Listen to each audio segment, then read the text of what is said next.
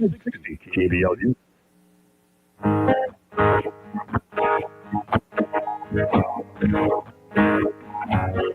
There's a man in D.C. He's 6'3". AM 560 KBLU. Russ Clark with you. It's 6:04 on a Thursday morning. Chris Larson stumbled in. Yeah, I barely made it. Man, yeah, I could tell your voice sounds like you've had upper respiratory problems, maybe breathing. Started on Monday. It's more nasal and sinuses. There's some clear in my lungs. So. But you gathered it all together and championed in. I told you last night I'll reevaluate at 5, and I woke up. I was like, woke up. That's a good start. Yeah. It's always the thing where you wake up feeling good, and then like an hour or two after you get to work, it hits you again. You're like, I should have stayed home. So we'll send you home. So we'll see how it goes here. We'll send you home if that's the case. I'll have the dog chase you out of here.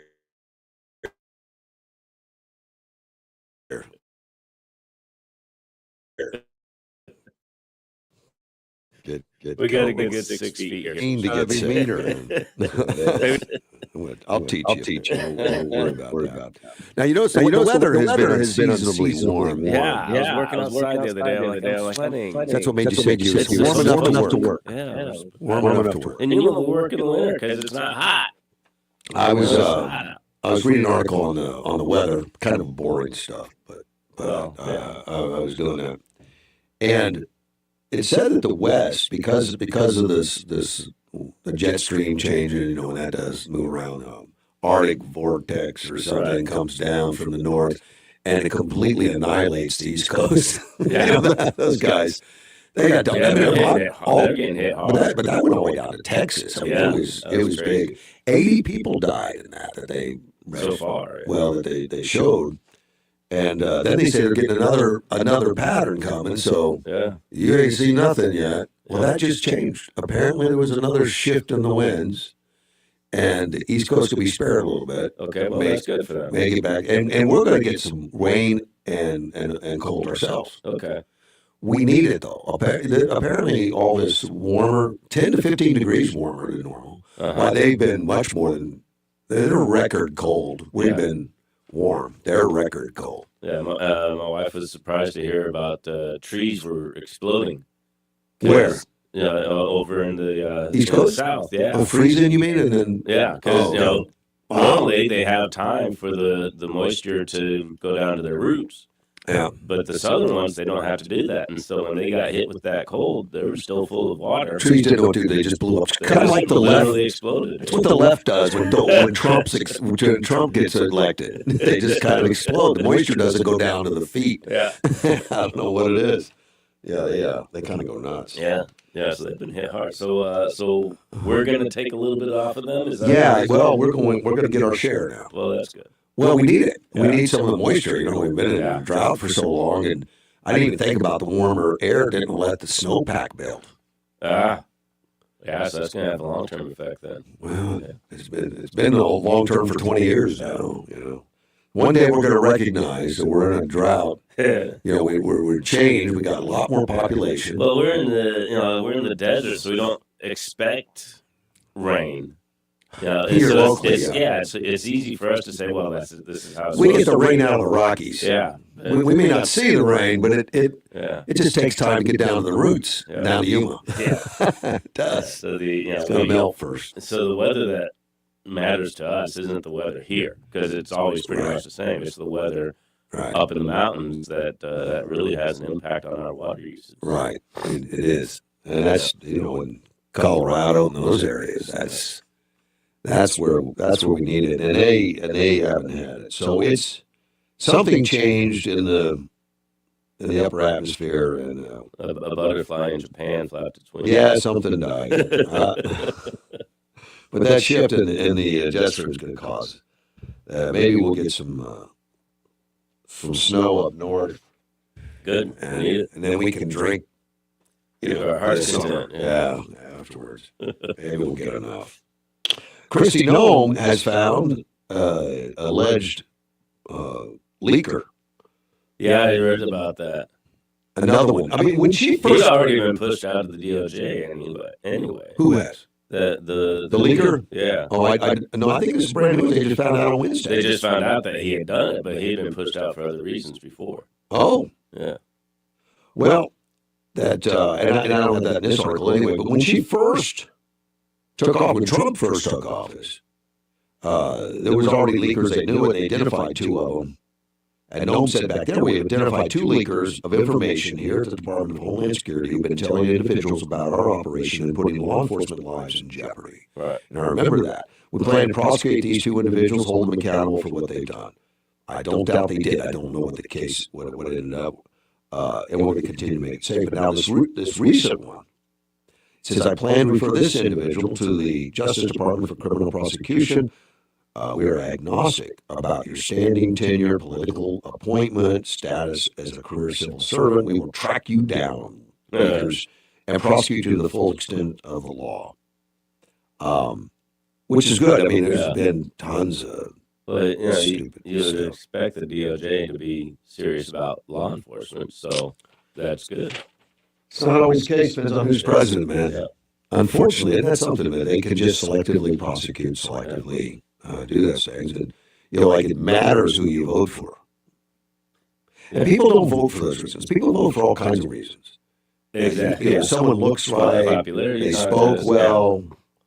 He was born in my hometown. Yeah. Yeah. But, it's a free country.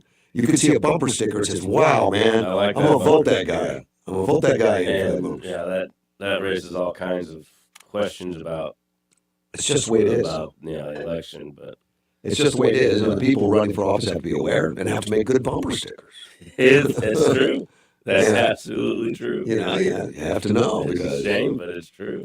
but we get conned all the time. Yeah. There'll be people running, and I think Gallego's a con. I mean, as far as, I'm not talking criminal, I'm talking about misrepresenting who he is. Yeah. Who's that one dude, Sanchez, that said he was From Minnesota or something. I don't remember where Yeah. he's a Hispanic dude that He was kicked out. said he went to Yeah. But then didn't Trump pardon him? Thanks. Oh, yeah. Yeah. Well, what he did was probably more stupid than criminal. I don't know, But, you never. I mean, he took the con to the extreme. But everybody, they're trying to get elected. You can't do anything until you get elected. So you expect these people on dating services lie about their, or exaggerate maybe. I don't know. Mhm. Exaggerate. Like I've never joined a dating service. I've always been in the pub and doing something public. Yeah. It would be a disaster to be in a dating service. it would not, especially for your wife. It would not. Yeah, that would have been really bad. I was single for 7-8 years, but never even thought that was an option. My sister met her husband through one 30 years ago. It's common. It's common, and I think it's a good idea. Sure, because you start with somebody that has similar potentially beliefs with you if they're truthful. But Right, you can have somebody calling you face to face. It doesn't have to be on the internet. Yeah. But I think people are more bold on the internet to misrepresent. I don't know about, and it probably depends on the dating service. Well, I'm talking in general. Yeah. People on the internet will be stupid, and then public will, they behave themselves for fear of repercussions, which are anonymous a lot of times on the net. So you feel insulated, like it's not a real world. That's absolutely true. That's absolutely true, and that's where all of our problems are coming from. I think some of them are. I think more attention needs to be paid to that. Have you seen the movie Millennium? No. All right. No, that's not my kind of movie. I haven't seen it. No. I probably will when it comes out on Prime, just out of curiosity. Maybe, yeah. Because I get Prime. I'm sure I will because my wife's gonna want to watch it. So. Well, then you have no choice. Yeah. Get the popcorn. So I'll be there. There you go. I looked today to see what kind of box office it's been bringing in. Uh-huh. And I didn't spend a lot of time on it, but all I got was old articles from the first weekend. I didn't get anything current. I got, from what I heard was it's not, box office breaker, but for documentary, it was for opening day, quite opening impressive. weekend. Yeah. Quite impressive. Yeah. I didn't get anything for like Monday, Tuesday, Wednesday. I thought I could find it real quick. I couldn't. I'm sure it's out there. I just couldn't find it. I just get the old stuff and all the negatives. I mean, from the press that it was a fluke and people just bought into it because they like the president or something. I don't know. Stupid stuff. Well, there's bound to be some curiosity because that's a different world. Just because she was a supermodel, First lady. she's the first lady. Those are two experiences that people don't have. Her son's like 6'6". Yeah, there's going to be a significant curiosity for that. Let's take a phone call. You're on the air. Hey, good morning, Russ. Good morning, sir. Why does the Republican Party hate voter ID and proof of citizenship? Well, you start off with something that's not true, but I don't know where you're going with that. I don't even know what gives you that indication. Well, don't we have a majority in the Senate? Slim, but yes. Oh, you always got to put that in there. Because it matters. If you filibuster, you need 60. You don't have 60. 60 doesn't exist in the Senate. Who's Speaker of the House? Johnson. I mean, Thune. The majority leader. How did he vote yesterday? I don't know. Yesterday on what? The bill. Which bill? He voted against voter ID and he voted against citizenship. Well, somehow that surprises me, so I'll have to take a look as to why. I don't know. Somehow that surprises you. That is just the norm of the Republican You're wrong again. I disagree. You're wrong. You're just wrong. I mean, you have a negative taste for the Republicans. I understand it. You don't like them. I understand it. But you're wrong. The leader of the Republican Party, he has Nancy Pelosi's spot, and he's voting against the Republican Party. Well, how do we win this? I don't know. Maybe we should all be negative and start bashing all the Republicans. I don't win for the Republicans. I mean, I think that's a good strategy. Let's do that. Question. What? What came first, Donald Trump or MAGA? MAGA. And what preceded MAGA? Reagan. Make America Great Again was a Reagan. The Tea Party. That was a slogan of Reagan. Yeah, it was. But Reagan was destroyed by Bush, and then 2 terms of Clinton. I never knew he was destroyed, but go ahead. Well, we forgot about him. We did. Donald Trump, in the second term of Clinton, after Newt Gingrich failed, the people who were Republicans were no longer Republicans. Is there any Republican you like at all? Is there one? I like Eli Crane. Eli Crane's a great guy. That's not bad. That's good. Yeah, they're a good. Well, they're Call America First, which you condemned when Matt Gaetz was in charge of them. I condemned America First? Oh, yes, you called them the radical far right. I don't remember that, but... You don't remember a lot of things. Well, but, Matt Gaetz proved that the Republican Party was infiltrated with 3/4 of rhinos. Well, I guess it depends on your definition of rhino, and it depends on your definition of invaded and all that. There's the answer. Truman is a rhino. Truman is leading the Republican Party. He's a rhino. I think he's done a good job on a lot of bills. He pulled and he grind his teeth. You don't remember before Christmas, this voter ID thing was supposed to be done prior to Christmas. And he left the house. He left the chamber. And J.D. Vance had to go in there, and he condemned him. Well, you probably don't remember that either. I probably don't. But it doesn't mean it didn't happen. But just because I don't remember it doesn't mean it doesn't happen. And I don't know the details as to why, but I can tell you that Thune is pro voter ID. I can tell you that the Republican Party is pro voter ID. And the Democrat Party is pro-voter ID, and I'm talking about the party, not the leadership. The party's 74% pro-voter ID. The Republican Party's 95% pro-voter ID. And when you put the mix of it all together, including independents, it's 83% pro throughout the entire country. And so it is amazing to me that it hasn't passed yet, but it's not passing because the people don't want it. It's passing because the particular what the mantra is of MAGA and America First and the Tea Party. What? Blah, blah, blah, blah, blah. That's your mantra. I don't think it's theirs. I can look up Tea Party, and I'm not going to get that. I'm going to look you up and get blah, blah. But that's it. Okay, I mean... You think it's?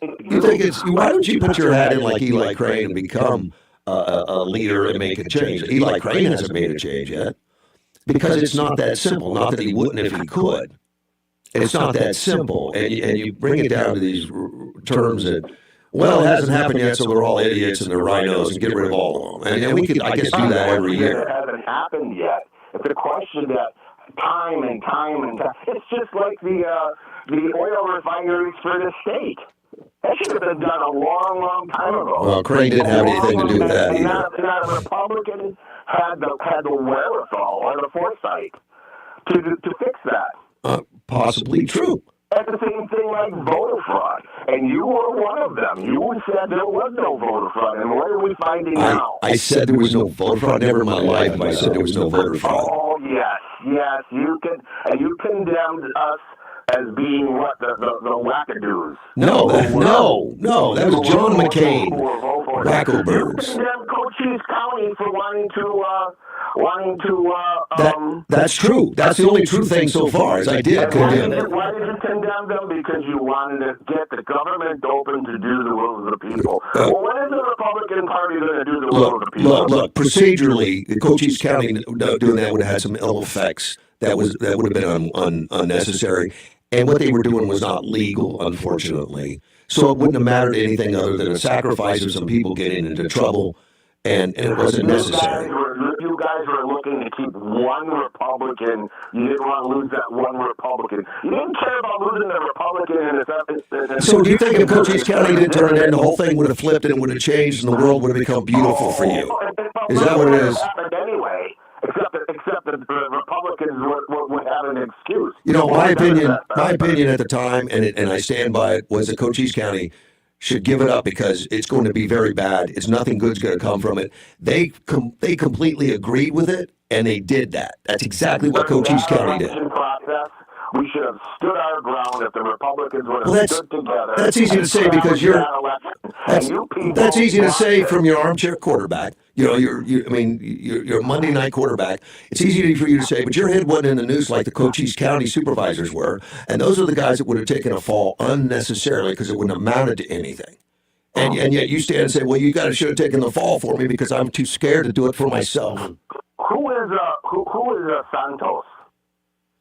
I know the name. Will you tell me? Yeah, he was a congressman. Okay. Right? The name sounds familiar, but I'm not placing it right away. And we're always talking about seats. We're always talking, well, they outnumber us by 2, by 3. Well, that was a Republican seat that the Republicans destroyed. And guess what? A Democrat took his spot. But why did they go after Santos? I don't recall. He's the one that had lied about everything about his. Is that the guy from Michigan or Montana or something? I don't remember where he's from. But. He lied about one thing, and when you compare that one thing to the Democrat Party, the Republican Party really moved fast to get rid of him and lose that seat to a Democrat. I think that took about a year, but it was not. What Santos did was he called himself a heterosexual when he was a homosexual. Yeah. And the Republicans got down on him because they said he lied. And he became a heterosexual to get the vote. Well, that's not. I don't think that's factual. I'd have to take a look, but there was a lot more to it than that. He was a con guy, not an illegal con guy. I think he was the guy we talked about, but here with earlier. Yeah. But you know, he just lied about record, lied about something kind of like a waltz guy that says he was promoted, he wasn't, and all that kind of stuff. Well, when you look at all the crap that's in Congress, We could have kept him just for the seat because you want to know one thing about Santos? He always voted Republican. I wasn't beating a drum to get rid of him. I'm not saying you. Okay. I'm saying Well, you throw Republicans into one vat, they're all the same, and you hate every one of them, except for Eli Crane. Well, I hate liars, of course. Yeah. Well, good. So, we had a chance to put forth Trump's voter ID and citizenship. Yeah. And 15 Republicans, well, I guess, one of those were pursuing. I guess that's all gone now, and we'll never get it. We'll never get it because only 83% of the population wants it. I predict it's going to pass this year, and I don't know what gamemanship's going on with Thune. I'll have to take a look. Before the midterms. Yep, me too. Me too. Let me ask another question. Everybody's talking about the successor of Trump. Yeah. Whether that be J.D. Vance or Rubio. And if by chance they do win the presidency, if they don't have the House and Senate, they're doing nothing, and they'll be crushed just like every other Republican. Well, nothing is an exaggeration, but you're right. It hurts. It does. It can stall some stuff, a lot of stuff. If J.D. Vance or Rubio do not have the House and Senate to back their presidency, this is all up. And it goes back to one thing: MAGA. Is MAGA Republican? Yes. Because the Democrats don't care about making America great again, and they don't. They don't care about it. In fact, they use it as a negative. Don't either. Okay, well, they've shown that time and time again. I forgot I was talking to an anti-Republican. MAGA are people who vote the R because that's the only choice, and they are holding back and holding back and holding back. And, you people are afraid of Democrats. Oh, we are? But I'm telling you, the second paragraph of the preamble is the thing that the Democrats and people like you should be afraid of. We're not afraid of it. Afraid of this? Okay, remind me what that is so I don't have to look it up. You know what? You look it up. All right, I've got to go. Your friend and dad and Wayne or whatever, look it up. All right, go hate Republicans somewhere else, man. I like that guy. We'll be right back. Mixture of clouds and sun today, mainly overcast and rain showers possible. 78, 51 and partly cloudy tonight. 81 and sunny on Friday, 52 on Friday night. Beautiful weekend coming. 82 with sunshine Saturday, 86 and sunny on Sunday. This is as real as it gets. Get up, get kids up, feed the dog, feed the kids, out the door, work. Pick up kids, dinner, bath, bed, repeat. You strive all day to make life better for them. So why not make life better for you? Get Strive-free checking at Avenue Financial. No frills, no fuss, no monthly fee. Open a Strive-free checking today at avenuefinancial.org. Certain restrictions apply. Federally insured by NCUA. All right, question. Are you a fraud-paying American? 1 in 4 tax-paying Americans have been a victim of identity fraud. Now, with LifeLock, if your identity is stolen, they will fix it, guaranteed, or your money back. Last year, billions of refunds were stolen. Now, could it be from your salary or overtime or a second job? It's gone. But this year, you do not need to stay a victim. Save up to 40% off your first year. Use the promo code Hannity. Just go to LifeLock.com today. My name is Whitney Allen, and I'm a widow. After my husband died, the last thing I wanted to think about was money. Ethos made it affordable to get life insurance. Signing up was fast and 100% online. I knew that I could pay our mortgage and have food in the fridge. I could focus on my kids. No one ever tells you how much you're going to depend on that policy. I am so grateful we had coverage. Get your free quote at ethos.com/save. That's ethos.com/save. Paid spokesperson. Time spent on application period. Online health questions required. AM 560 KBLU. Russ Clark with you. Chris is here. I'm here. And I think I have Andy on the phone. Good morning, Andy. Andy's here, Andy. Morning, sir. Who was that last caller? Anti-Republican. I didn't know they let them have anti-Republican. phones in the asylum this early in the morning. Well, he must have got out. I don't know. Yeah, well, I don't know. Somebody slipped them a cell phone in the asylum. Yeah. Hey, a lot of people I know from the other country, right next to us, California. they got this. Newsom's trying to pull this 9 cents a mile tax for California drivers. They're going to have to go in every year and have them certify their mileage, and in California, which they can do. They can just plug it right into a computer and it'll say exactly what your mileage is anymore on your vehicle. Well, if somebody's reporting it, yeah, they can do it. Yeah. They're getting post office boxes or using someone's address in Arizona and changing. I've got 2 friends right now, and his whole family's going to do it. They rented a place in Yuma and then sublet it out, but that is their mailing address in Yuma. All their vehicles have been changed over to Arizona. Their driver's license has been changed over, and their permanent residency is changed over to Arizona. Yeah, but will they catch on to you eventually if you park every night in California and you're there every day and you always have an Arizona plate? Oh, he's trying to sell his property over there too. As long as we get the registration right. Yeah. He's done. He says, I'm done with these guys. They're taxing me to death. And he works in Hollywood. Yeah. I mean, he's private, security. Well, dark sunglasses. Good luck getting a U-Haul out of California. He went and bought a big trailer and a 5th-wheel truck. Oh, okay. He said, I'm going to move my whole family. We're just going to sell everything we have in California and move across the border into a new country. Yeah, in Arizona. He's looking for a place now for his family, his wife and then his 2 fully grown boys. He's trying to find a farm out here for him. Wow. And he says his brother and his family's getting ready to move, and they're all going to use the same mailing address. And I go, well, good for you. Welcome to my country. Mm-hmm. But 9 cents and Gavin Newsom. I was catching the news a little bit this morning. In the past 6 months, they've lost 192,620 people that lost their jobs due to companies that have shut down, the oil companies. And then you have In-N-Out Burger has moved to Phoenix. But Newsom doesn't care because he's got his paycheck. He's building his wealth. He doesn't care. Well, he said he's going to spend $90 million on something now. I didn't catch it this morning. I was in a hurry making my coffee and trying to wake up. But that was probably another high-speed rail. I mean, they've been working on 20 years. They still don't have any track. No. Well, the Japanese own that now, I'm sure. And did they lay any track at all? No. Now they built some infrastructure. They got these pylons built to put track on, but not. I don't know how many miles. It's less than 100 miles. I don't think they've done anything. I think Elon has put more underground tube than they've done. Yeah. Because that high-speed rail is supposed to come from San Francisco to Los Angeles? Oh, not anymore. They changed it. Now it's going from Bakersfield to something else. I mean, Bakersfield. Yeah, something like that.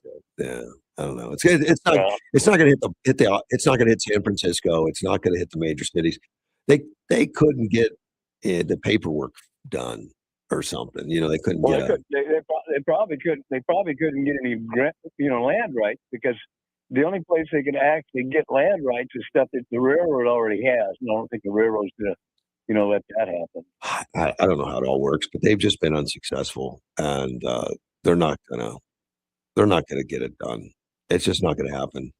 And they sued the federal government because the federal government under Trump said, "Look, we're done with you. You guys actually are squandering money. We're not sending you anymore." So they sued the federal government, and then when they realized they had to turn over evidence, like their books, they canceled the lawsuit at night. They said, "Oh, never mind. We're not going to sue you. We don't want you to see our books."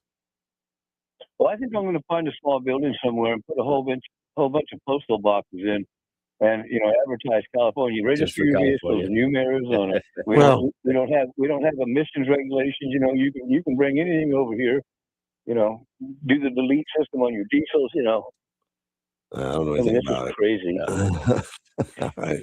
Because I mean, you see every day. You see all these people that work in California, and all the way in El Centro, they're going back and forth now. Yeah, and that's a good thing. Oh, and don't worry about California not having any fuel. They've already we could put a fuel farm in right here in Yuma. You understand that, right? Well, we could, but we've been trying to put in a refinery for 20 years, and it doesn't go anywhere. We have the pipeline goes right through Yuma. Correct. It's going from California to Phoenix area, I think. Nope. This one comes all the way from Texas. No. Because they're going to reverse flow it. Yeah, Well, exactly right. They're going to. now. You're right. They're going to. There's 3 contractors working on it to get that done. But right now it's going the wrong way, so they got to turn all the pumps around, I guess. Well, pump it the other direction. Yeah, it's not a big deal. Because you don't think that we truck all the fuel into the Marine base, do you? I think it comes out of California. The jet fuel? Yeah. Does it not? I'm not sure. I'll have to double check on that. But what I was told is that comes out of El Paso. Oh, wait. I could be wrong. I thought that was part of that pipeline and stuff, but maybe not. But the one in California shutting down supplied most of the jet fuel for all the LAX and stuff. I mean, they were close by, and now they only supply. You're talking about ConocoPhillips. They supplied 17%. Well, that's of the total state. That's all they supplied. Pardon me? Total state, correct. No, well, 17% to LAX. Oh, I thought it was total state. But okay. Okay, well, 17 to 18% at LAX. Now, Chevron can take over and Union can take over.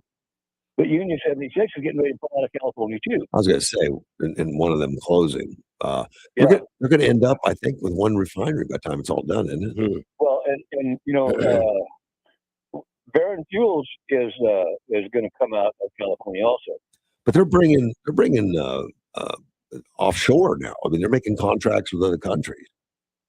Well, yeah, but because that pipeline won't be ready for 2 years. The one coming out of Texas. Well, I bet they can switch that up in a heartbeat. We'll get Trump on it. Listen, you're trying to tell me right now that all the fuel and everything else going to Phoenix is coming from California? No. I know. The pipeline's already into Phoenix. You know, it goes right on over. It goes right on over there to Goodyear, to Davis Monson. Well, I mean, what's the one where you send that to Goodyear? I don't know, but I know we get fed by California. But that logistics going to have to. That's going to have to change. Yeah, and we could put a fuel farm in Yuma as a hub point. Well, we're not. I don't have the money for it. Now, whether somebody could, then I'm sure they could, but I don't even know if that's on the plans, buddy. I don't know. Well, you know, call Edward and have him talk to Elon or somebody. I don't know why. I don't know why we need it. We just need a pipeline that works. That's all. Well, we want to bring jobs in, don't we? Oh yeah, it'd be nice to have a refinery actually out in Walton area. Yeah, it'd be nice. Yeah, I mean, we've talked about that. We put it right on the edge by the range. We've been talking about that for 20 years, I think, and I know I've gone and supported it. I've supported it. I supported it back then. You know, I before I was a supervisor, even. You know, I was going down to talk about it at the supervisor hearings when they were having hearings on it. You know, for authorization, and they got that authorization from the county supervisors, but it got held up, I think, with EPA or some federal grant. Well, Trump is trying to reverse all that stuff now. We just need we need to get him the message. Look, this is what we're trying to do. California, we want them to go ahead and fall off in the ocean.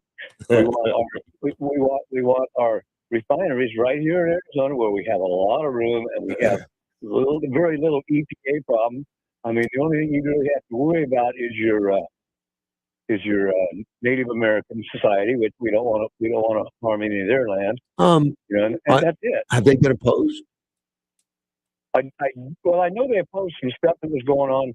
The Israelis want to bring in salt water to build big desalt plants up by Phoenix. They want to come in from the Gulf of Cortez, what's wrong with the Sea of Cortez, and they're saying, well, we want to do this and this. They want to go across the mountains and everything else, and bring these big pipelines. Why would that doesn't make sense? Why would they put a desalting plant in Phoenix?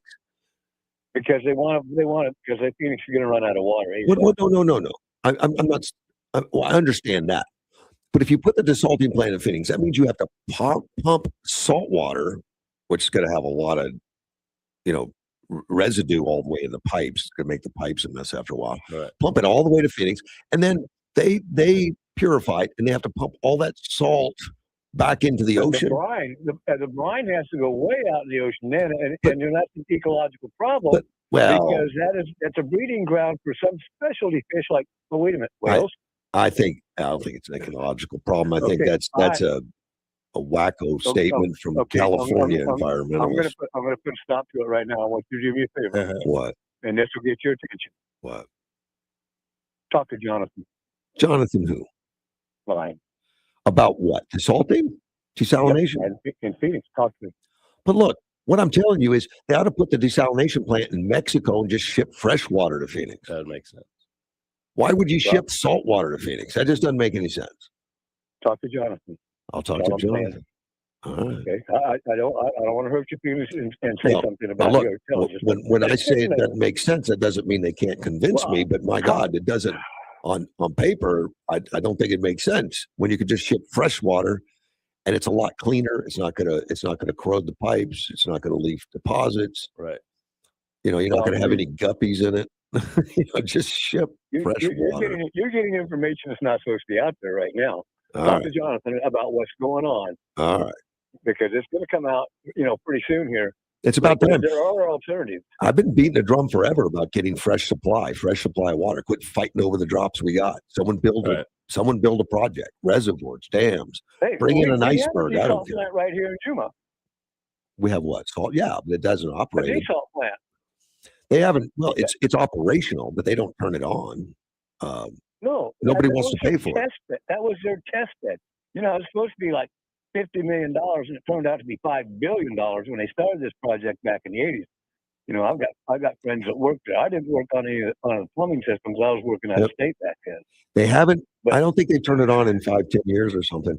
But they keep it operational. There's people working there all the time. But that doesn't do anything. No, it's a test plant. Well, what are we testing at this point? It's old technology by now. Well, then why don't we use it a little bit? Because the whole idea of the desalt plant was we take the brackish water in the salinity canal that comes down beside the Colorado River, right inside the levee. Mm-hmm. We take that water. This is what it was designed.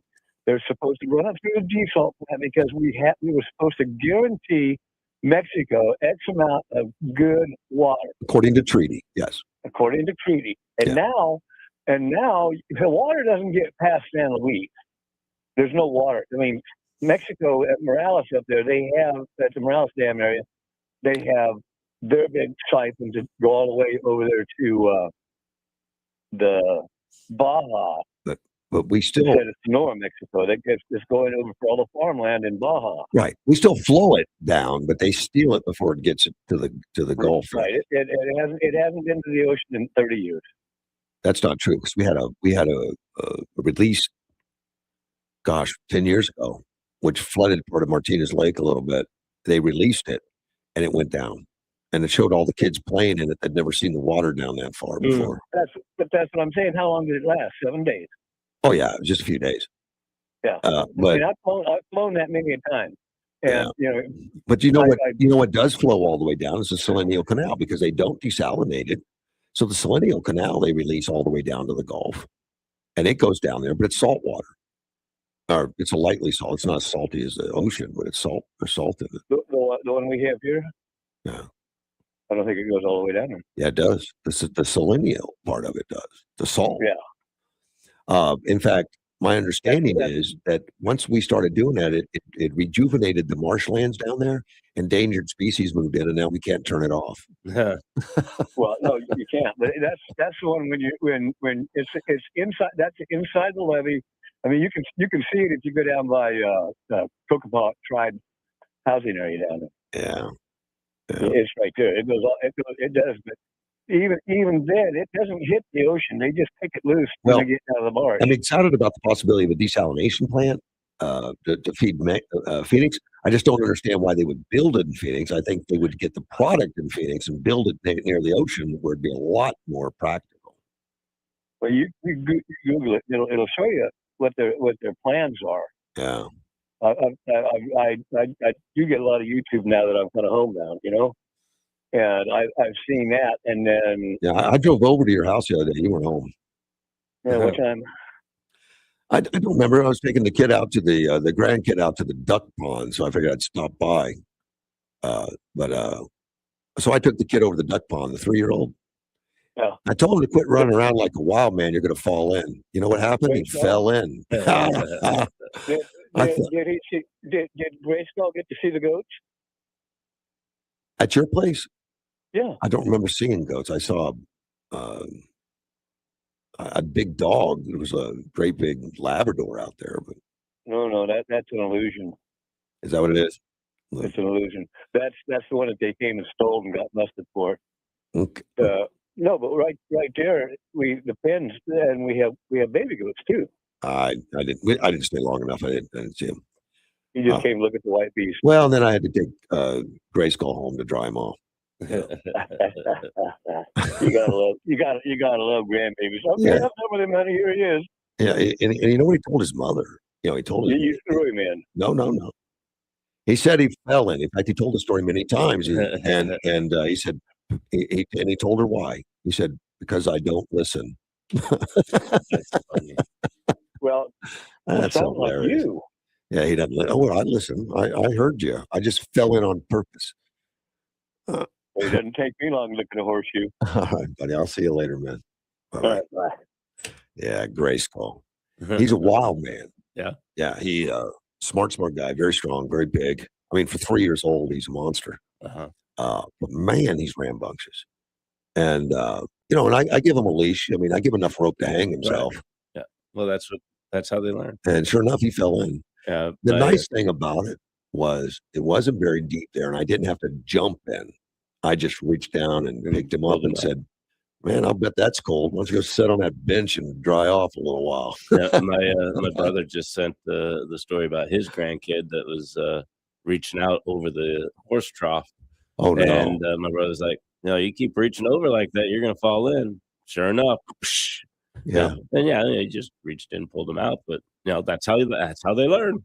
Well, You gotta learn and I think he did learn. I mean, a little bit because he told his mom about the story many times. I guess I wasn't listening. I don't listen. That's great. That's great. Kids being raised right. I don't listen. Before people get the idea that Thune voted against voter ID, I did some Googling while that uninformed Thank caller you. was Thank you. The only thing I could find was they're still questioning the Senate rules that that you need 60 votes to get past the filibuster. Yeah, and he was voting. People are pushing to kill the filibuster, and he's I didn't see an official vote being made, but like discussion, debate. So he does not want to kill the filibuster. You don't change the rules for one thing because then the other side's going to change the rules later. I know he is. I've already read that he's negotiating getting that through. He's made some assurances that he's going to make it happen. I don't know how. Right. But you're right. He's got to stumble by. But to listen, to our previous caller, the angry Republican. Yeah. Thune's not doing his job and all that kind of stuff. Well, he's a rhino. My first clue that he was a little uninformed. He said he took Pelosi's job. Yeah. Pelosi was in the House. I know what he meant, though. A leadership job. And he's not the leader of the Republican Party. Trump's the leader of the Republican Party. He's the leader. He's the leader in the Senate for Republicans because he's the majority leader. But I didn't really. And he's been doing yeoman's work from all I've read and the accolades he gets from the administration for getting things done. But I can't see this voting thing not passing. When you look at the polls and you see that 74% of Democrats in favor, right, but 100% of the Democrat leadership's against. Right. It's just what's going on. And whenever we say the Democrats this, the Democrats that, I know. I do get because I know Democrats that are not like that, but it's the leadership of the Democrats that are pushing so much, and then a few of the more extreme Democrats that back them up, but the majority of the Democrats aren't like that. They're much more centric. But you need to ask, do you realize what the people you voted for are doing? Yeah.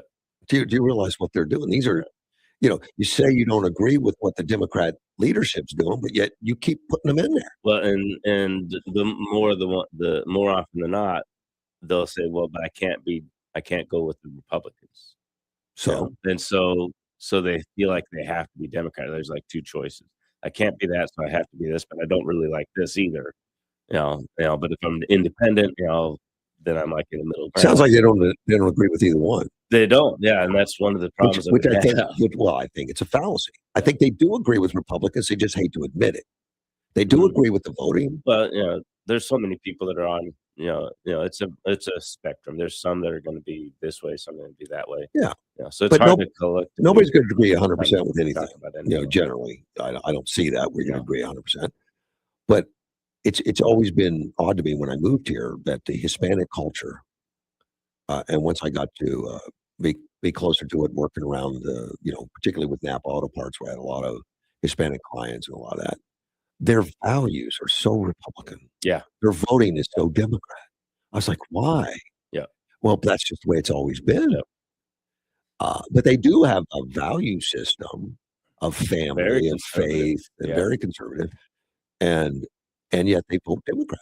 Well, and I think that might be because It is changing. the Republican Party has always had a long perception of being the wealthy white Which is middle class, which correct. is an incorrect It's not true. perception. Yeah. But that meant other people felt like, well, then I have to be over here or I have to be over there. Correct. And now we're changing that. We're getting into these communities saying, no, that's not the case. I think that's obvious. It's been changing, and that's just really odd. I mean, it's causing some disruption. I'm not wealthy. I'm white, but I'm not wealthy. Really? You mean not all white people are wealthy? It has caused some, but I think as it's caused some shifting, and it's obvious in most every state, most everywhere, there's been a shifting of more going towards Republicans. It's causing the left to be even more radical. Yeah. And the more radical they get, the more they lose the base. I mean, I think they're looking for a new base. They're losing. Yeah, but it's going to be a smaller base. Yeah. I think they seem to be following the trend. When all the wokeism came up, oh well, let's grab a hold of that. That's where everyone's going. And now that that's fading, well, it's turned into Marxism and communism. Yeah, now they're shifting to that, and I think they're just looking for something they can stand on. But they still get these lemmings that follow them into it. That don't believe in it. But what else choice do I have, like you said? Or they're just uninformed. And they don't really pay attention to what's going on. But Mandani wants to give you free rent. He wants to give you free money. And he's not the first one to say something like that, but he's the first one to flat out say, "No, I'm a socialist." Absolutely. Well, they've rebranded. And when he asked me, "You're a Democrat," he said, "I'm a Democrat socialist." He has to hyphenate it. Yeah. And that's scary that they're flat out saying it, and he got elected. That's concerning. Yeah. Well, he's we'll see what he does with it. I don't see success blossoming. I don't either. No. But so this could be a good thing. When they say it flat out and we see it fail miserably, then people will be like, "Oh well, that didn't work. Let's try something else." Yeah. Yeah. Oh man, I don't have another break to run. That's good. Oh wow. Yeah. You're usually cutting us off. Or the computer's cutting you off. Cut you off. Yeah, you got a few minutes. I started talking about millennia a little bit. Oh yeah, that was a while ago.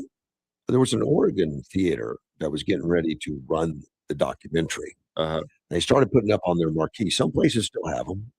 I love the marquees. I like to look at the posters and stuff. And here's what they wrote. They wrote, to defeat your enemy, you must know them. Melania starts Friday. And then whatever gets people in now. And then they changed it. Does Melania wear Prada? Find out Friday. Well, that's funny to me. That sounds like good business right there. It sounds like good marketing, right? because they're in a very liberal area, that wouldn't really like Melania, maybe because of her politics. But the Amazon got wind of it. Now Amazon is the funder of that documentary, right? And they've got rights to it. They canceled that theater and says you can't run it now. We're taking our why? I would have let it run. Yeah, that's good business. If it's going to get people in to see it, look, buy the tickets. We can't stop that kind of discussion. We can't stop that kind of rhetoric. Might as well embrace it. Say, hey, thanks for mentioning my name. Yeah, there's no such thing as bad press. There you go. Yeah. But the studio was unhappy with the marketing, wanted the film pulled from the cinema. And Amazon was upset with our marquee marketed their movie. And this is the theater talking.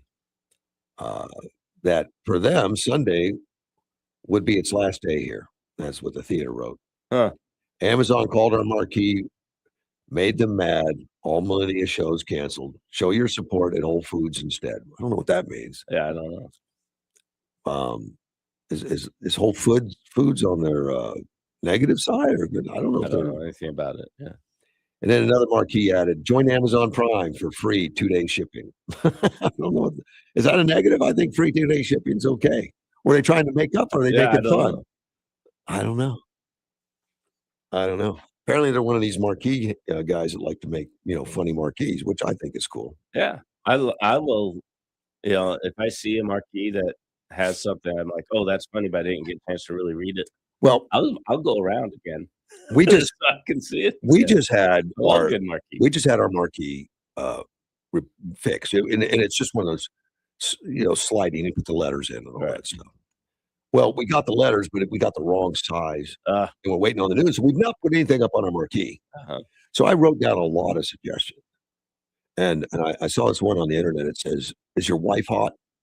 We have free air conditioning checks." Yeah. And we're going to probably do some of that stuff. Yeah, there's a church on 8th Avenue or Avenue A that always has a creative marquee up there. And yeah, I'll go down that road. I don't have to, but if it's a possible route, I'll take that route just to read the marquee, see what they put up there, the little words of wisdom. I love good marquees; those are fun. Well, we've asked employees to get some creative ones and write them down, which we do. We just don't have the letters in yet. As soon as we get the letters, go up there with a Sharpie, and we'll have you grade them and let us know if you approve. I just told them to, don't embarrass me with anything. Don't put anything up there that I'm going to have to write an apology letter for. You don't have to write an apology letter. You can just get on the air. Get on the marquee and do it. Maybe write an apology on the marquee. We see the theater is owned by Jordan Perry. Now, some people were mad at Jordan Perry for running the movie in the first place. How dare you put a movie on of the enemy? He just can't win. Isn't that something? He's just trying to make a living. One of the reviews says, love this theater until now. Deeply disappointed the business is supporting an administration that kills innocent Americans in the street. Yeah. I will never be a patron again. And Perry answered it by says, I do not view our film programming as political. I try to choose films for the community that they want to see.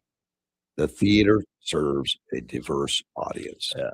Good for him. I mean, he was just straightforward. He didn't get mad at the patron or whatever. But and he's an important part of the community, the economy of the community. Stop, if you don't want to go to the movie, don't this go to the movie. Cancel culture is crazy. I'm generally not in favor of it. Generally, I mean, there's some things I won't visit, won't see. I don't try to start a movement, right? But I'm not interested in it. But if you are, go for it. Yeah. Like I don't go to the adult bookstore, but that doesn't mean I'm going to protest it. No. Yeah. But if I see your car there, I'll mention that I saw your car. You probably want to take an Uber. Yeah, you want to do that. But that would be good for the economy too. That's doing the Uber drivers. Right? It's good for the economy. Yeah, as long as it's good for the economy. May not be good for my soul, but we at least help the economy. You just go ahead and rest on that. That's funny. I just got a couple minutes. I'll start talking about this. I don't know if I can finish it, but Brandon Scott is the Democratic mayor of Baltimore. Okay. And he got beat up. Really? By the press, not being physically. Okay. The press. Right. He felt like he was being unfairly treated, I guess, because they asked him, why do you have to drive such an expensive car for the governor? Governor gets a car, I guess, and your car costs $163,495, and it's the most expensive car in the county. Why do you make taxpayers pay so much for your car? Well, now this mayor, Brandon Scott, happens to be a man of color. So what do you think he answered? I don't know. He said, you're a racist. Of course. You knew that was coming. I'm sick. But I just, wasn't thinking. you knew. As soon as you say something that they don't want to answer, don't like, or they think, oh, you're a racist, and Right. we'll just end the conversation because you're a racist. More to the story, but I'm going to have to wait till after the hour because I'm running out of time, and I'll be right back. AM 560 KBLU.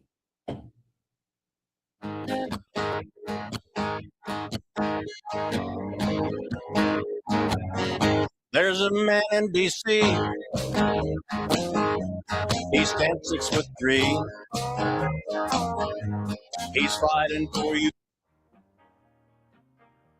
He's fighting for me. He'll drain that old swamp, just like he said. He'll make America. This is News Talk 560 KBLU. You.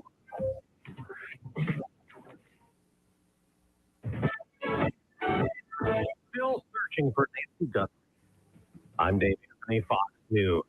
Everyone is looking for you, Mommy, everywhere. And today's show host Amanda Guthrie and her brother and sister urged her, if she sees their video posted on social media, to stay strong, telling whoever kidnapped her. Our mom is a kind, faithful, loyal, fiercely loving woman. As they made this plea, We wanted to hear from you, and we are ready to listen. Please reach out to us. their 84-year-old mother was taken from her home in Tucson, Arizona over the weekend. Fox's Alicia Cunha is there. Law enforcement continues to say there is still no credible information indicating that this was a targeted incident. They have not yet given details on what led investigators to return to Nancy Guthrie's home late in the day on Wednesday. Federal and local authorities came back to the scene, which they had previously cleared, to cordon it off with police tape while they searched the property once again. President Trump posted on Truth Social he spoke to Savannah Guthrie and he's ordered all federal law enforcement to help. Now, he is speaking at the National Prayer Breakfast in Washington, and just moments ago wondered aloud again, tongue-in-cheek, if Phil go to heaven. I really think I probably should make it. I mean, I'm not a perfect candidate, but I did a hell of a lot of good for perfect people. That's for sure. Last night in an NBC News interview, the president was asked, should the supreme leader of Iran be worried right now? I would say he should be very worried, yeah. He should be. Stopped the U.S. military presence in the region and threatened Iran to strike. That's Fox's Jonathan Savage. Tensions remain high as the U.S. and Iran prepare for a meeting tomorrow, which the Iranian foreign minister says will be in Oman. Iran had lobbied for this location instead of Turkey. According to a senior administration official, the White House agreed to the venue change after appeals by Middle Eastern allies not to walk away. America's listening to Fox News. You know, one of the most rewarding parts of sharing Relief Factor with you is hearing real stories like Sandra. She wrote into me, she said, Glenn, I've been hearing about Relief Factor on your radio show for a couple of years. I finally decided to try it. Nothing else was helping me with my back pain. With the 3-week quick start, I went for it. I feel like a new person. Sandra's own words, and it's gratifying to hear. Thank you, Sandra. When I read stories like this, I remember how I was starting to lose hope, and it feels good to help people all over America live pain-free again. It was created by doctors. Relief Factor is a 100% drug-free product using 4 key ingredients that support the body's natural inflammatory response. And hundreds of thousands of people have ordered Relief Factor, and like Sandra and me, over 2/3 of these people go on to order more month after month. So try it yourself. The 3-week quick start. See how Relief Factor could be a game changer for you as well. Call number 800-4-RELIEF. 1-800-4-RELIEF. Or go to relieffactor.com. Don't wait any longer. Get out of pain today. We're the comfort experts, people you can trust, ask our customers. That's why they count on us. Over 50 years of service, keep us going strong. We've got a name you can depend upon. Hamburger, refrigeration, and electric hamburger. Count on us. Hey, y'all, mark your calendar and get ready to experience the flavors and fun of New Orleans right here in Yuma. Alexander Toyota, Burgers and Beer, Harness Law, and Fort Yuma Rotary presents Yuma's favorite, Mardi Gras on Main. Friday, February 15th from 5 to 11 p.m. with Eric Sage's Ultimate Rock Show and lots of vendors. So grab your feed and head out to Main Street. It's Mardi Gras time. All proceeds raised by Fort Yuma Rotary's community projects. Also brought to you in part by Alvita Health, GCE, and Burger Refrigeration, Ram Pest, State Farm, Martin Arvino, the Best Taquito, and El Dorado Broadcasters.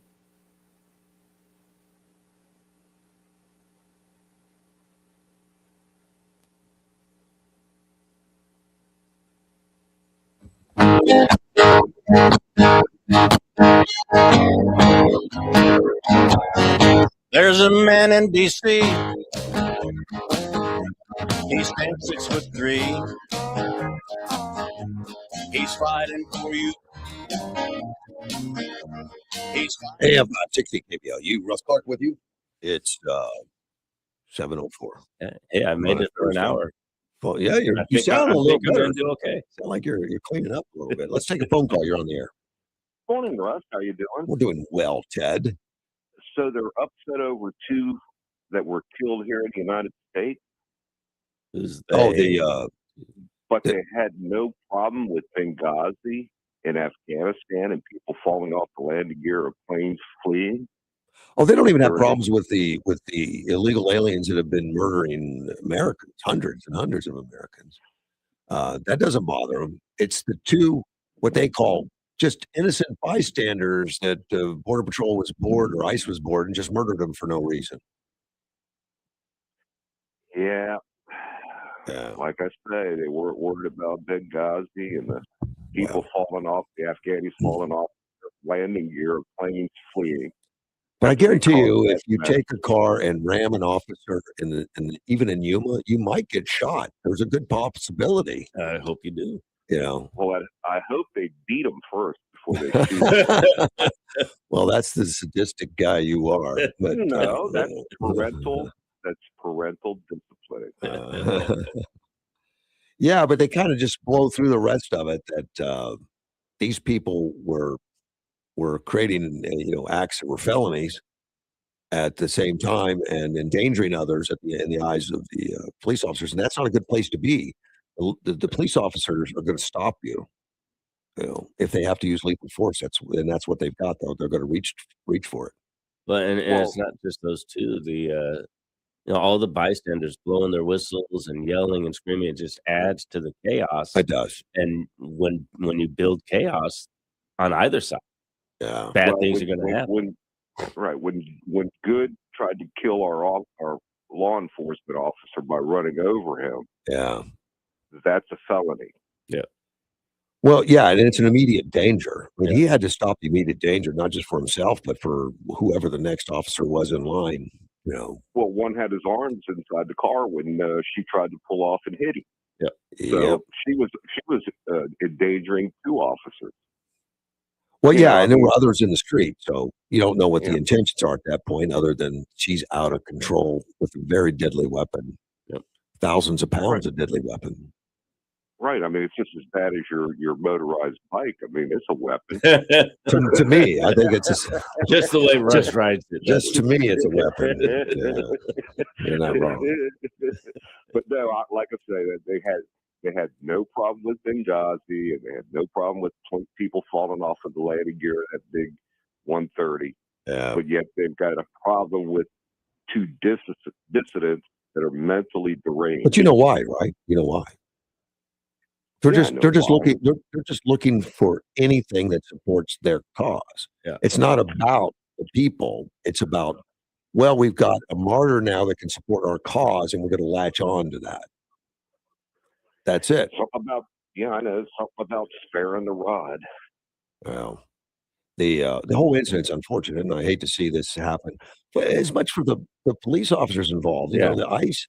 I mean, they have to live with that. They have to go through the trauma now themselves of going through the investigation, going through, tell us again exactly how it happened, explain this video to me again, exactly what's going. They're going to get questioned on all of it to find if they follow procedure and the whole thing. And live their life knowing. And then knowing that the neighbors are going to be wackos and maybe now I got to protect my children, my family. There's a potential attack on me personally from these wackos, and it's not fun for either. It's not good for either side. It's not good for anybody. No, that whole thing put that officer will never live that down. No. I mean, not live it down, but have to deal with the rest of his life. And so many people will throw it out there. Oh, they're just looking for an opportunity. Oh my to gosh! kill. No, they're not. They're looking for opportunities to protect. It just shows how out of touch they really people. are. Yeah. And their definition of who an ICE officer is has nothing to do with reality. Right. It's exactly. They're living it in some other reality or their reality. I don't know if you would call it a reality. ICE officers are jackbooted thugs and Nazis. Is like, really? Where do you get that comparison? Well, that's the one thing that I've had a problem in Congress with.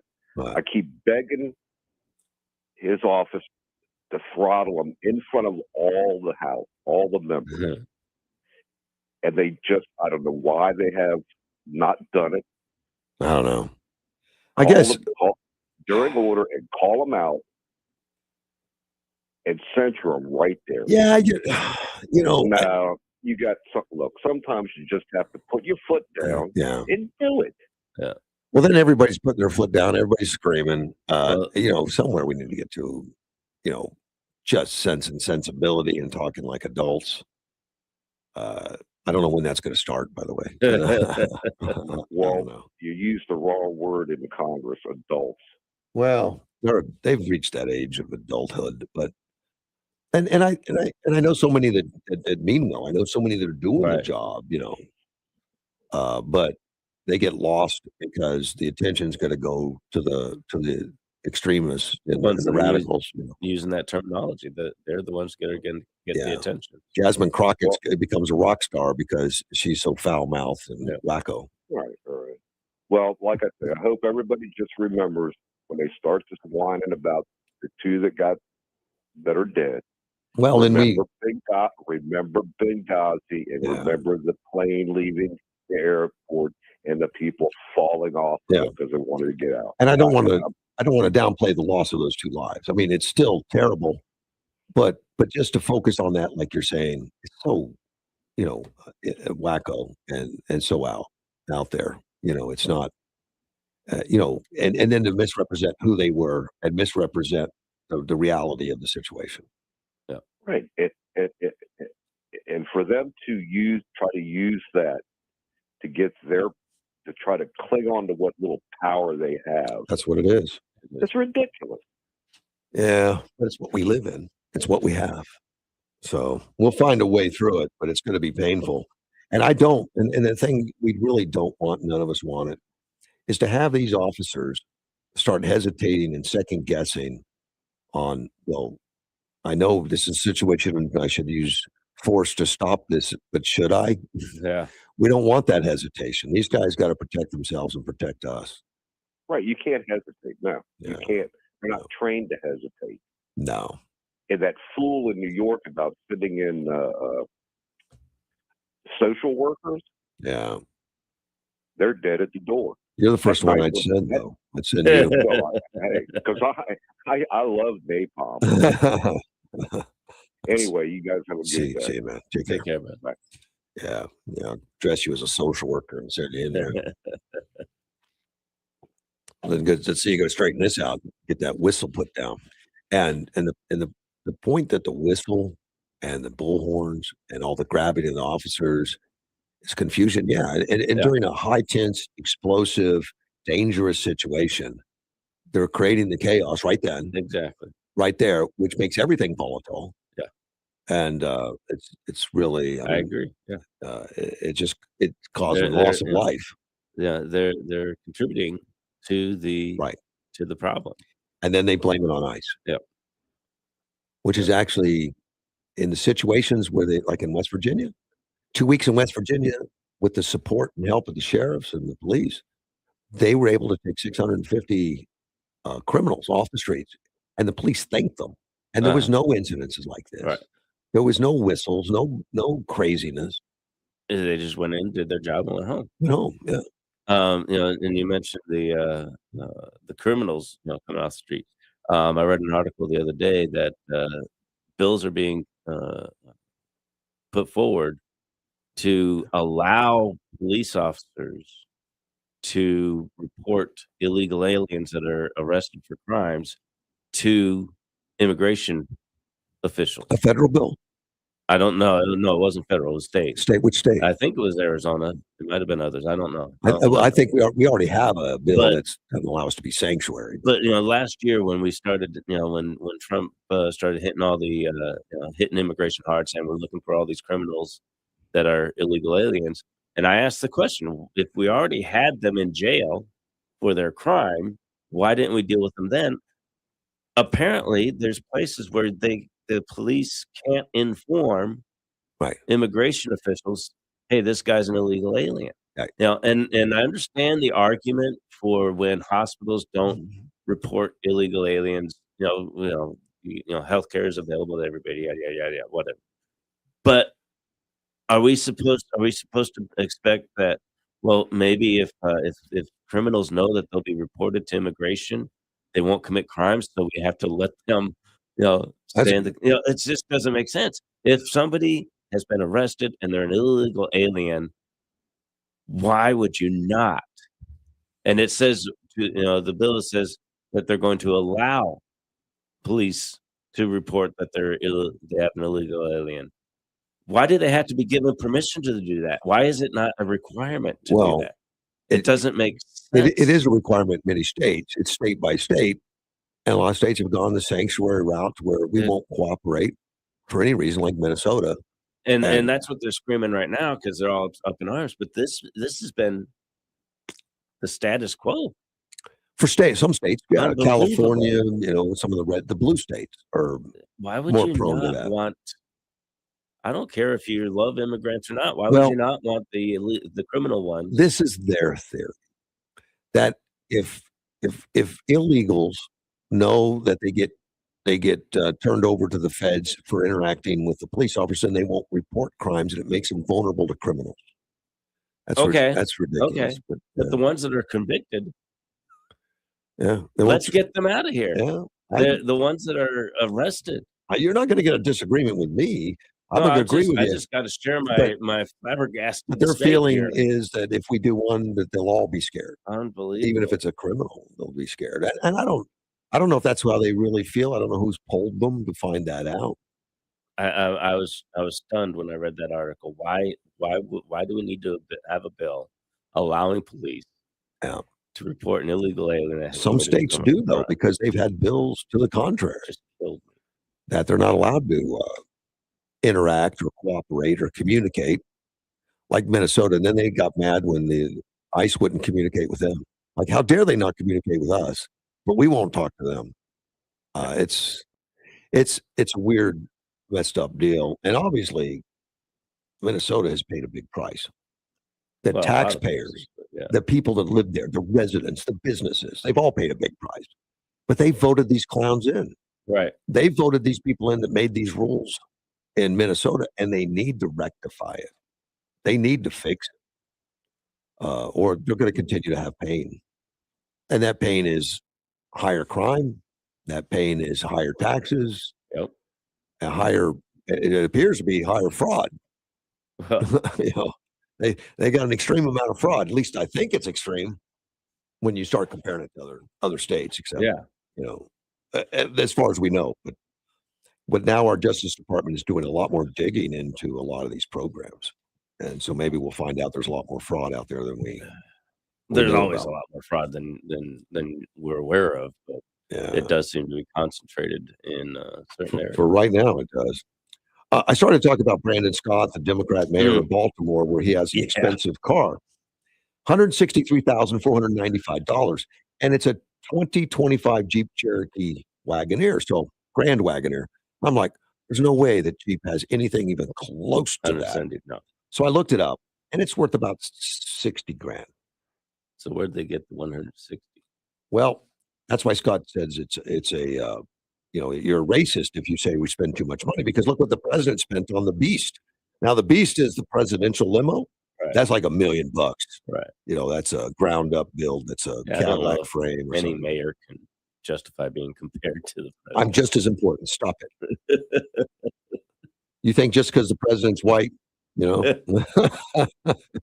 Well, but we were talking about Yeah. during the break, there was even if it was 170,000, there's a justifiable response to that. The office that he's holding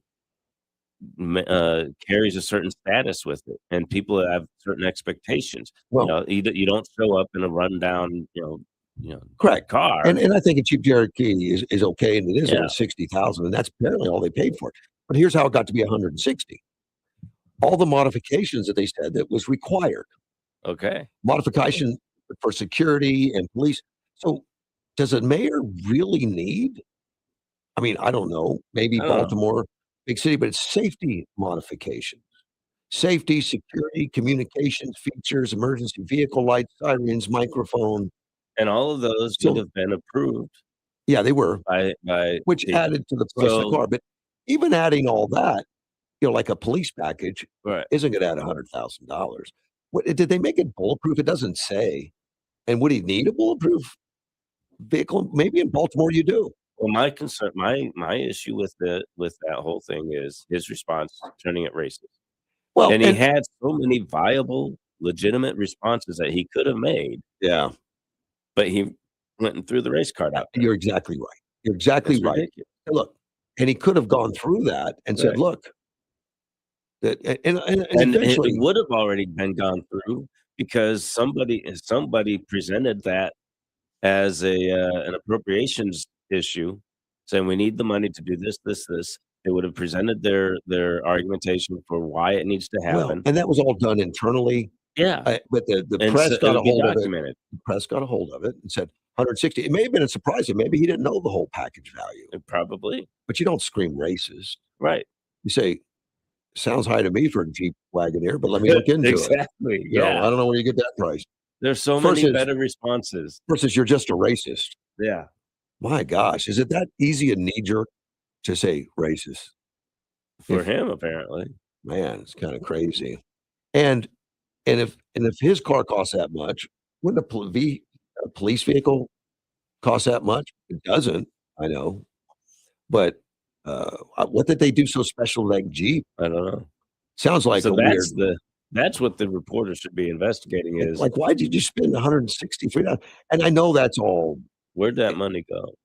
That information should be readily available. Yeah. Now, if they find out that they had to put a cocktail lounge in it, then yeah, let's report that, or something. But it's still not racist. That's it racist. It's still not racist. No. Yeah. No. And I don't have a problem if it's necessary, but I don't know why. Right. And I'm not in Baltimore, so I don't care. Yeah. But I mean, Baltimore's a rough city. it's so not racist. Maybe he's looking to get hit with an RPG or something. It's got to be RPG safe or something. With the recent news. I have no idea how tough Baltimore is at this point. But 163,000 is a lot for a Jeep. Yeah. Now, if you start talking the Beast, it's over $1 million, I think. And I don't know what all it has in there. It may have rocket packs for all I know. And I don't think anyone should know what all it is. No, we don't know. We don't know. It may have anti-aircraft, and it might have a bar. Well, except our president doesn't drink. It's going to be iced tea in that bar. Phone lines are open. Well, it's ringing. Let's take a phone call. You're on the air. Wow, I'm glad your phone lines are finally open after listening to that idiot this morning. Well, yeah, I put it on hold occasionally, but how are you, Gilbert? I'm doing pretty good, actually. But I want to call you and tell you about some stuff that I read the other day. And going along with your racist thing. Yeah. First of all, Bass, did you hear what Bass said the other day? Because people were asking her questions. No. And, well, now she says that Trump and his administration are attacking black journalists. I think he's attacking all journalists. Oh, I know that. He wants to specify he's attacking black journalists. This goes along with this guy that you're talking about. They call them racist or a racist statement. Yeah. That's the thing that they did during Obama's thing. We got away from that garbage, and then Obama comes in, and there's a dark history in America. There is, and that your Democrat friend. Wow, what a dude! I mean, he must be related to OG as far as the screaming thing. You could tell that he was a Democrat just by the way he was speaking. Well, When had you ever had? Excuse me. he professes to be a Republican and hates Republicans, but yeah, I don't know. No, he's a Democrat because he speaks like a Democrat. He shouts. His voice is very loud. He could say he's an emotional speaker. Who killed Lincoln? It was a Democrat. Who killed JFK? A Democrat. Yeah. Who killed Martin Luther King? A Democrat. Who created the KKK? Again, Democrat. Who lynched blacks? Democrats.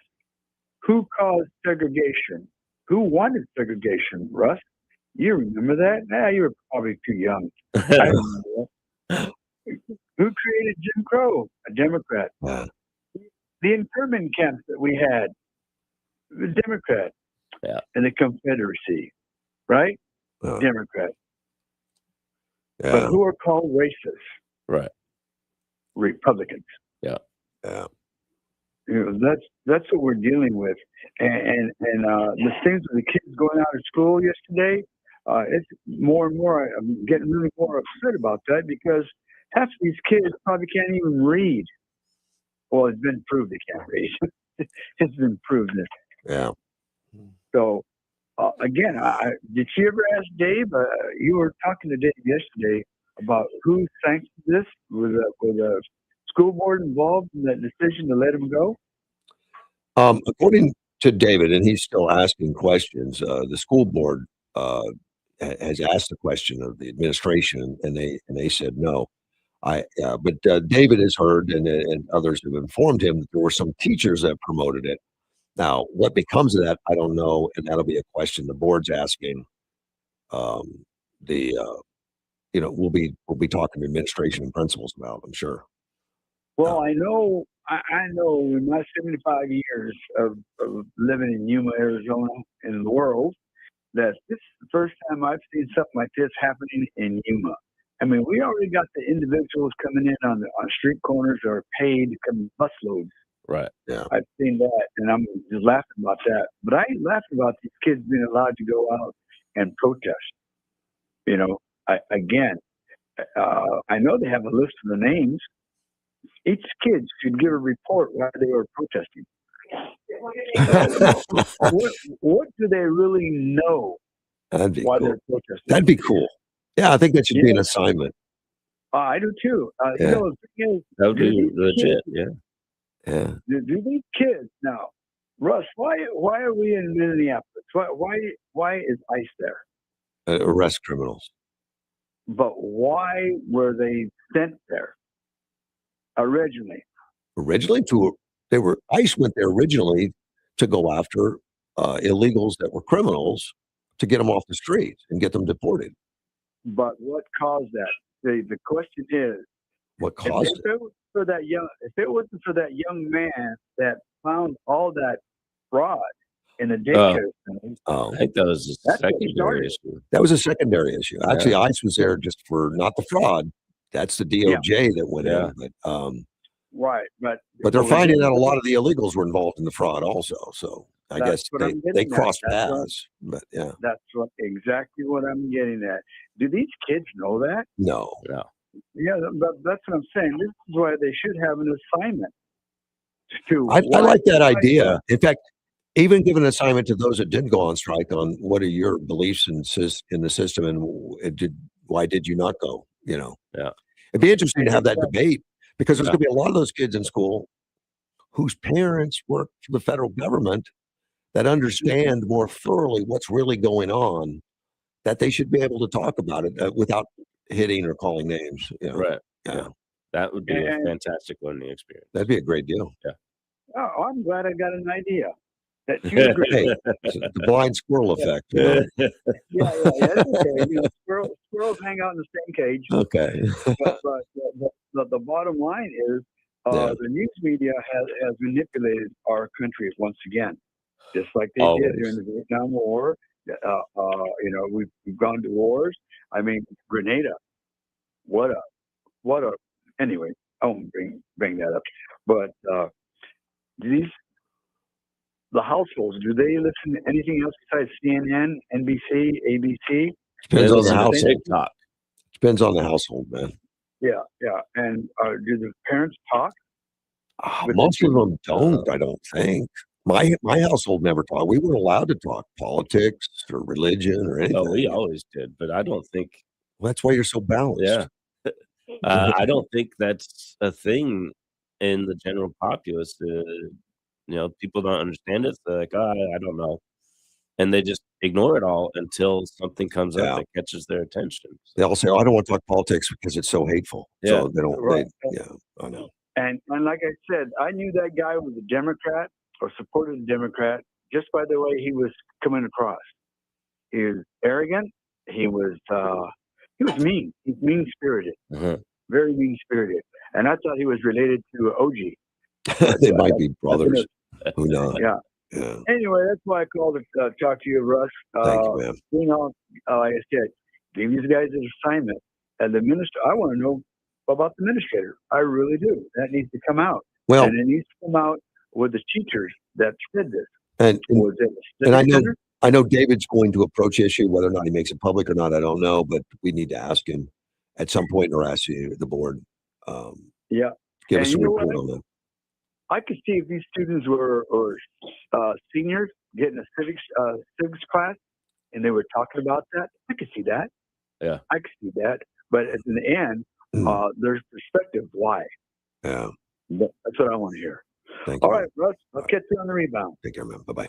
Good. I wrote a note to a federal officer this morning about this walkout.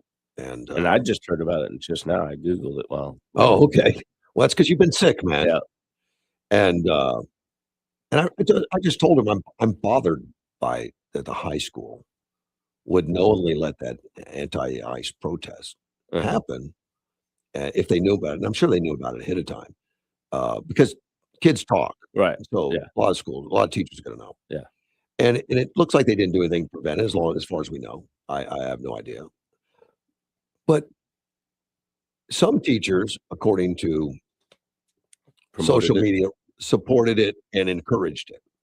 Whether or not that's true, I don't know. I don't know names. I'm just telling you what some are saying. And that's something that David will have to look into, see if that's true.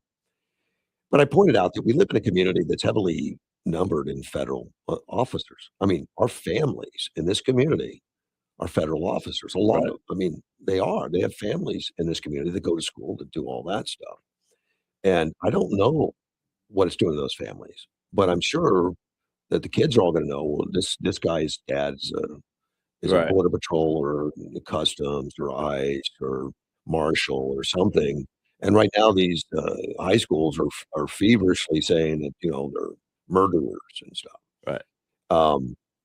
I had a federal officer respond to me on that, and he said that he's got a daughter that's in high school that did not walk out. Right. Which probably would have been a family discussion.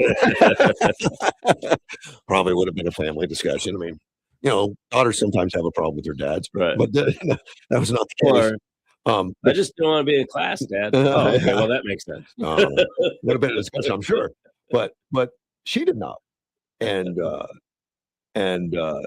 it was a family discussion, apparently, because he said that apparently the daughter's teacher said something to the effect that she was sad because not all the kids left, and that meant she still had to work. Oh man, that makes it even worse. I do kind of know where they're coming from. I mean, that makes it. Oh man, even a worse day. We're all walking out at 11, so I'm going to have a free period. All right, cool. Oh man, that's unfortunate. I mean, there's a teacher who loves her job or his job. I don't know what it was. I don't know. But you're right. People would have heard about this ahead of time, and students would have talked to their teachers, and kids have asked me things like, what should I do, And I would always give them the same basic advice. Well, if you, you know, first understand you're breaking a rule, and there could be consequences associated with it. Do you understand why you're doing it? What's going on? What the situation is? Protest has a long valued history in the United States, and if you understand what you're protesting and you believe in it, then I'm not gonna tell you don't do that, but there are consequences associated with it, and you need to do it the right way. You need to do it peacefully and so on and so forth. And I've had conversations Yeah. like that with students, and, and more often than not, the ones that are interested in asking would make a rational decision, about their behavior. The ones that don't ask are like, "Oh, cool, everyone's going outside, I'm gonna go with them." They're just, following the crowd and having a good time and getting out of class for any reason other than being in class. So I most of those kids were probably just, "Woo, let's go outside." absolutely. It's I and being in high school once in my life, long time ago from my recollection of memory, I may have been one of those kids that Yeah. took the day out, just Oh, because I it was promise you I would've. because it was just exciting. Doesn't and somebody called in yesterday and made the comment to me that if they had done this on a Saturday morning or something when there was no school, they could do it legit. There wouldn't have been any kids on that Nobody street. would've been there. Nobody would have come. No. But people are making a big deal like the kids are so overwhelmingly anti-ICE. Hundreds of them showed up on the streets. Well, yeah, because they got to skip Yeah. school. They wouldn't have done it on a Saturday. No. I don't think their passion for anti-ICE is that powerful Right. to do it on a Saturday. And it's funny because here we are in Yuma, right next to the border. We got, we live with the presence of illegal aliens and with federal and with officers. federal officers looking for them. Yeah. And we have so many legit immigrants that understand, no, you got to come across legally. You got to do things the right way. We're not upset as a populace, as a community, like they are in these other parts of the country that aren't used to immigration issues being an issue, and we understand the issue over here. So I don't think the kids were really all that upset about what's going on. I think they were just, "Woo!" There'll be some kids that were upset about it, but I think most of them were just like, "Oh, let's go outside. Let's have a good time." Yeah. So, yeah, I don't I would like to see, assignments coming out of this. What was I what think was it it for? that was a great idea. Yeah. I'll attribute it to Gilbert. That's But yeah. it's a It's a great learning idea. opportunity. Hey, look, you took the day off. Here's the only repercussion. Write a paper on why you believe so passionately. Exactly. And we're going to have a group discussion on it. What kind of effect do you think your protest had? Yeah. What are you looking for? What were you there for? I think that'd be great. It's fantastic. That's what That'd be a that's good what the idea. school should be doing for. Yeah, make it a is learning discussing experience. this, yeah. And even get some of those students that refuse to pitch in. Why didn't you? Yeah, Yeah. and make those comparisons Yeah. and have a discussion, a legitimate discussion, not a screaming match Exactly. or a name calling or you're just racist comments. Yep. None of that. That could be fantastic for those It'd kids. be quite a learning. I would even go watch that. I would. You could host a whole debate thing. I don't think they'd accept me. I'll be right back. AM 560. Mixture of clouds and sun today, mainly overcast and rain showers possible. 78, 51 and partly cloudy tonight. 81 and sunny on Friday, 52 on Friday night. Beautiful weekend coming. 82 with sunshine Saturday, 86 and sunny on Sunday. What's up, Yuma, and hello, Russ Clark Show listeners. Johnny Porter here, and I just made the switch to Allo Fiber, and it's a game changer. Lightning fast speeds for streaming, working from home, and gaming. No buffering or slowed down speeds. It's time to ditch the glitch and switch to Allo Fiber. This is as real as it gets. Get up, get kids up, feed the dog, feed the kids, out the door, work, pick up kids, dinner, bath, bed, repeat. You strive all day to make life better for them. So why not make life better for you? Get strive-free checking at Avenir Financial. No frills, no fuss, no monthly fee. Open a strive-free checking today at avenirfinancial.org. Certain restrictions apply. Federally insured by NCUA.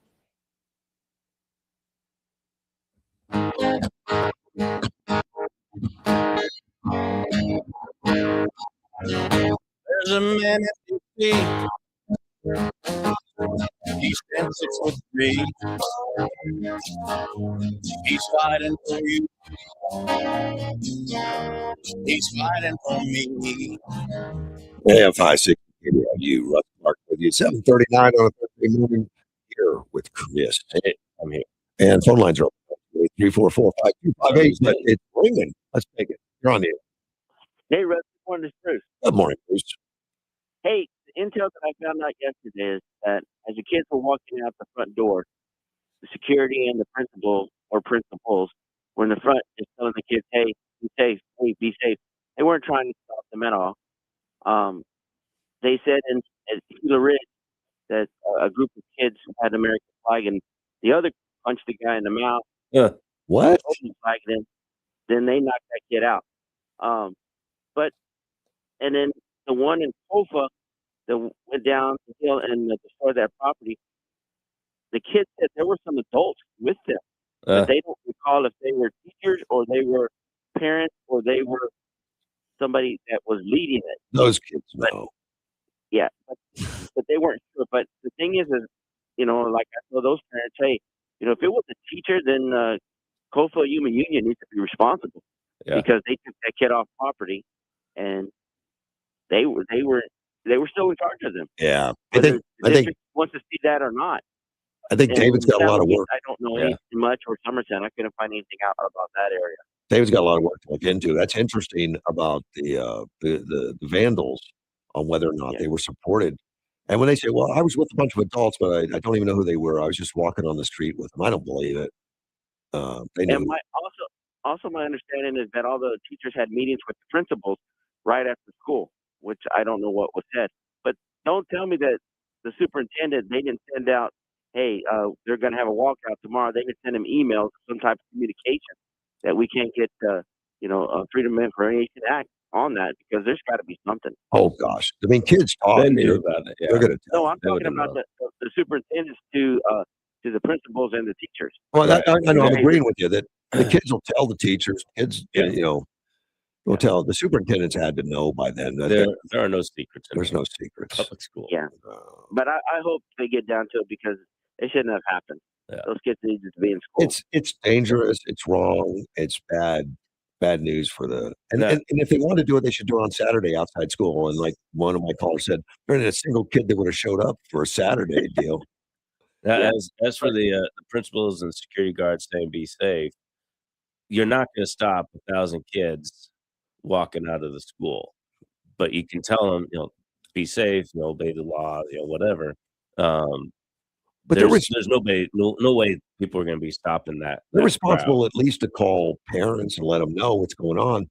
And apparently they did that, according to David. Okay, that they were doing that. Okay. The parents that I spoke to, who they didn't get a call, they did not know. Oh, really? Wow. So but that was like maybe 4.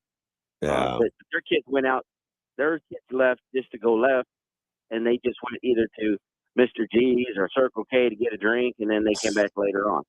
On a normal day, can a kid just walk out of school? Yeah. And I don't think so. They're going to ask not them without consequences, but they can. Yeah. There's nobody there just going to tack them down. No, Yeah. but They they're going to ask them to sign out or what's going on. Yeah. They could get But anyway, y'all have a great morning. See you, man. Take care. Be good. Bye. It's too bad.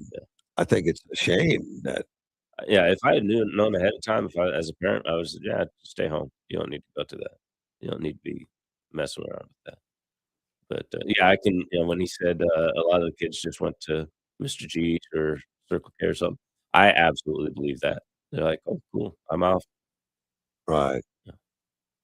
I didn't. Like I said, I just heard about this. I didn't know. Was there vandalism at Carl's house? At Carl's house? Well, Carl lives right on 24th Street. Okay. They climbed that brick wall, that concrete block wall, and reached over and pulled down his ice sign. It was Really? yeah. Wow. That's a 6-foot high wall, and the ice sign's up above that and in a little bit. So kind of not not a very safe thing to do. But what school is by 24th Street? There's one in the. I don't know. Kofa is nearby, but that's on 32nd. Yeah, but it's off Arizona and it's Arizona 32nd. Well, close to Arizona, I guess. I mean, it's still a walk. It's not next to any school. Right. Somebody knew the sign was there and made the trek. Interesting. Over there, and I think they know who it is. I think they got them on film and stuff like that, and tore the sign down. Yeah, technically, the school is responsible for them from the time they leave home till the time they arrive home. So that's going to be an interesting conversation. Yeah. Yeah, it's a shame, and I'm sure there's going to be a lot more conversation about it on policy and what do we do. Did we know ahead of time, and we don't care? I mean, it's acceptable. Yeah, there's not much they can do to stop it. No, but they should have informed parents. That should have happened. But did they try anything to dissuade it? Did they even put out a notice like, "Hey, we know what's going on. Right. We're going to ask you not to. It's not healthy. It's not safe. It's not according to our rules. Right. If you're going to check out and do it, I mean, at least put some parameters on it that you please sign out. Let us know where you are. We're going to have you, call your parents, tell them you're missing or whatever. I don't know, but they should have done at least the minimum to mitigate. And it depends on how much time Who knows? they had before that they knew. I don't know. I didn't even know it was planned. I didn't know. Yeah. No one called me. Yeah. But they knew. I mean, you start doing that in the school and it's on social media, there are going to be rumbles, and all the teachers will. Well, the kids talk to the teachers. Oh God, yeah. The kids will talk to the teachers that are supporting it. The kids that are against it will talk to the teachers that are against it. Right. And the kids that just want to start trouble. Talk to everybody. They'll talk to everybody. Yeah. So there's people knew about it. How long and how much advance notice they had is unsure. I don't know. But they could have called an assembly. We know you guys are, there's a conversation about this happening. Yeah. We'd rather you not do it. Well, yeah, but we can't stop you. Look, There's 1,000 of you. We're not going to encourage it, but but be you've safe. got to make your own decisions. Laws, yeah. But we're going to report it, whatever it is, and don't get out of line and don't do it. But it's against school policy. Yeah. And we're going to enforce whatever that policy is. Well, if they could enforce policies to begin with, that would be great. But that's a whole nother conversation. I'm sure it is. I'm sure it is. Pope Leo, has the been American Pope. Yeah, the American Pope. He's been making some comments about deportation. Trump's mass deportation. He cited Matthew 25:35, which specifically denied that something about accepting migrants and all that kind of stuff in the Bible in Matthew. The Pope specifically denied that the church pushes for open borders in November. Now, he's been also saying that he understands sovereignty and he doesn't push for open borders, but at the same time, he refers to the Gospel, Matthew 25:31 to 40, which noted in the apostle exhortation that the city has always recognized in migrants a living presence of the Lord, who on the day of judgment will say to those on his right, I was a stranger and you welcomed me. So they asked Johnson, a reporter asked Johnson to talk about it because obviously we've got a president and a party that is undoing the open borders, that is taking illegal immigrant criminals and deporting them back to their home countries. And of course, the reporter wants to embarrass Johnson or say, hey, the church doesn't like what you're doing, or something like that. Johnson is a very religious guy. He attends church like every day. I think he starts his day off going into the chapel that's in the building that he's in. I don't know which building that is, But he attends that chapel. He goes in that chapel and starts his day with prayer Okay. every day. So Johnson says borders and walls are biblical. From the Old Testament to the New, God has allowed us to set up our civil societies and have separate nations. Yes. Immigration is not something that's frowned upon in Scripture. In fact, it's welcomed. We are to welcome the sojourner and love our neighbor as ourselves. But what's also important in the Bible is that assimilation is expected and anticipated and proper. When someone comes into your country, comes into your nation, they do not have the right to change its laws or to change its society. They're expected to assimilate. We haven't had a lot of that going on. Right. When people cite passages out of the Old Testament, I say, well, you're supposed to take care of the sojourner and the neighbor and treat them as yourself, welcome them in, yes. But that is an abomination to individuals, not to civil authorities. The civil authorities are given authority under Scripture to maintain order. Romans 12. Do you want to do this? You know, he's asking the reporter, you really want to do this? You want to question me on Scripture?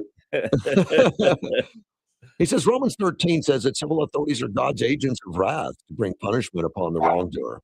And it says, if you do right, you have no fear of the civil authorities, but those civil authorities are necessary. It's a calling. It's a calling to maintain order in society. And we have not had that. Numerous criminal migrants have been allowed to enter the country in recent years,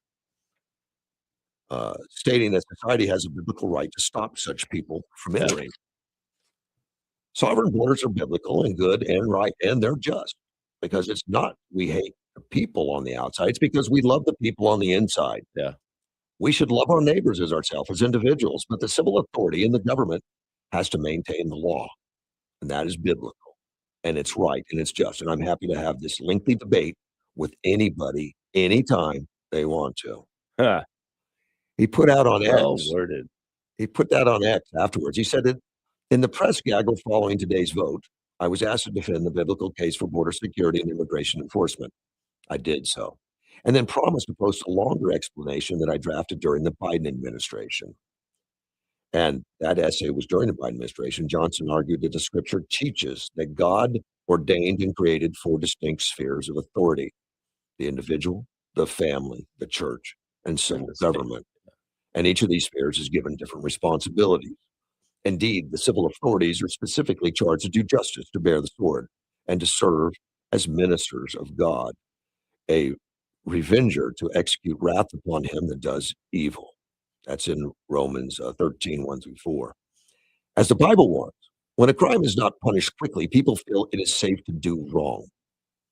Read it in its context. In the passage Leviticus 19 makes perfect sense. Showing love and kindness to a stranger was not a command given to civil government, but instead to individual believers. That same principle is emphasized in the New Testament when Jesus spoke of embracing, caring, and providing for the least of these. That's in Matthew 25, 31-40. His instruction was given to his disciples, not to the local authorities. The argument that the left uses Scripture to support open borders out of context. They should be met with factual correction. He noted that while Christians are called to selfless service and love, they are also tasked with supporting a just government.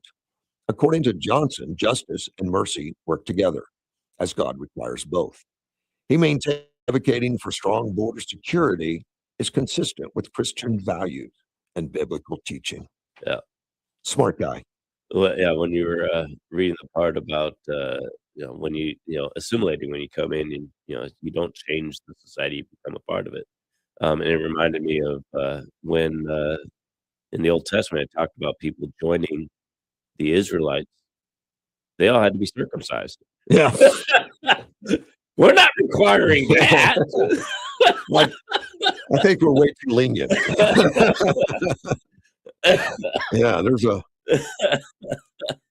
Yeah, there's an entry ceremony.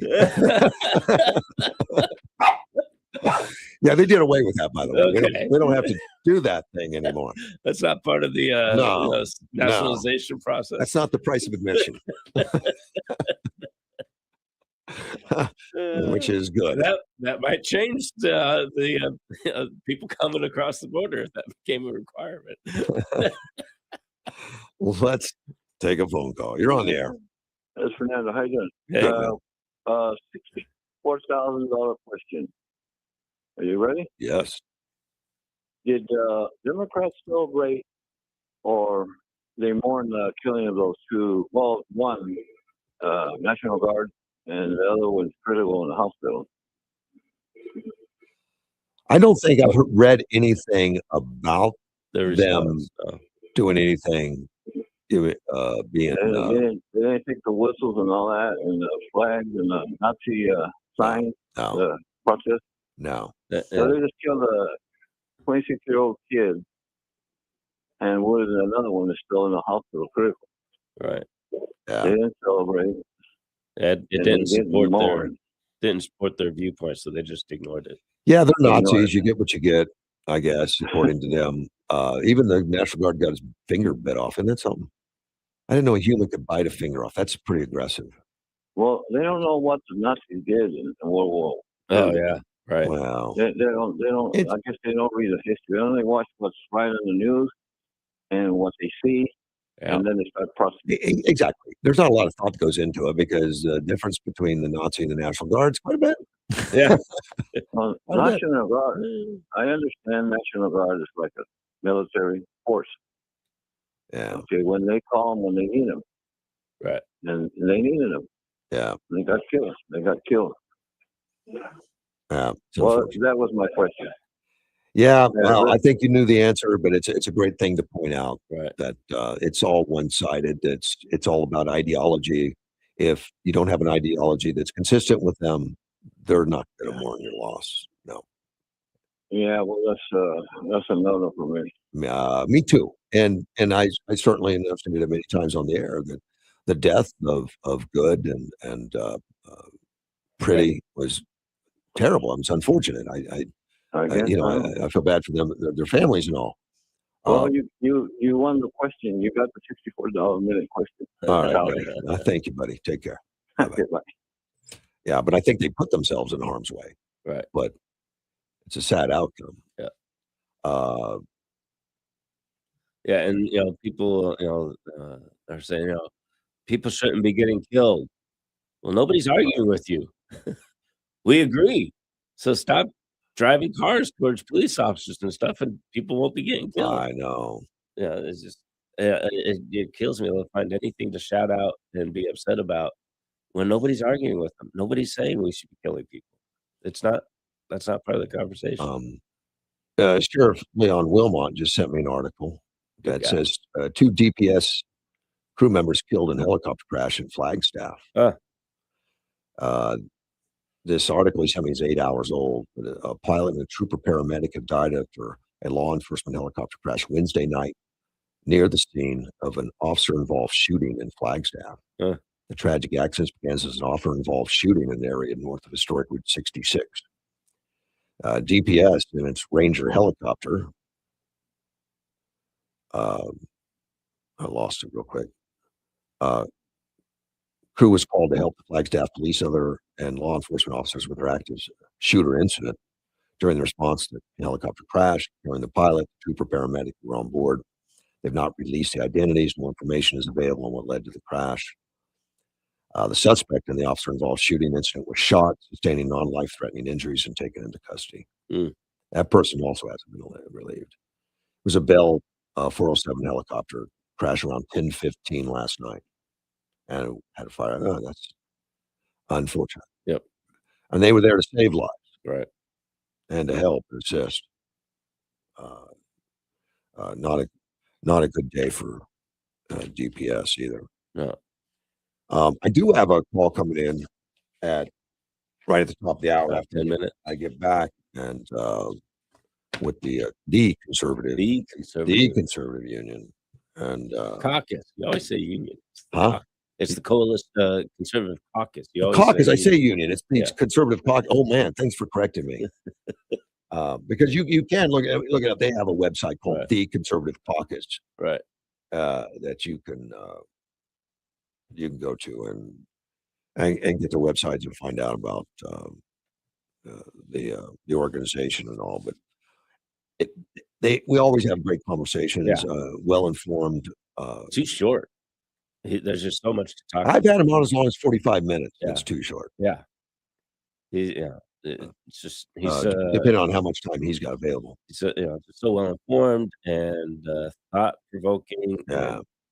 And just every topic. You've not stumped him once, throwing out. I really don't try to stump him. Now, they do ask Well, me. you're not trying to stump him, but you would expect at some point, you ask a question, he's like, "Oh, I don't know about I'll that." have to research it or something. Yeah. Never has happened. Yeah. No, he seems to be pretty much on top. Now, I did send a note to him that I wanted to talk a little bit about the Georgia situation where Right. the records would be, he probably he may or may not have some insight as far as beyond what the news is telling us on what they're looking for and all. The administration's been kind of tight-lipped about it. As they should be. Investigations should be quiet in the public. Yeah. And that's one of the problems I've been having with, a lot of the administration responses to things is they're throwing out statements and then they're having to backtrack the statements or those statements are being used by the other side to inflame things. The proper statement when there's an investigation, we don't know yet, we're gathering information, we're investigating, we're gonna figure that out. And you leave it at that. Yeah. And I wish they would do that more often. We're out of time. I'll be right back. AM 560 ABLU. This is News Talk 560 KBLU, Yuma.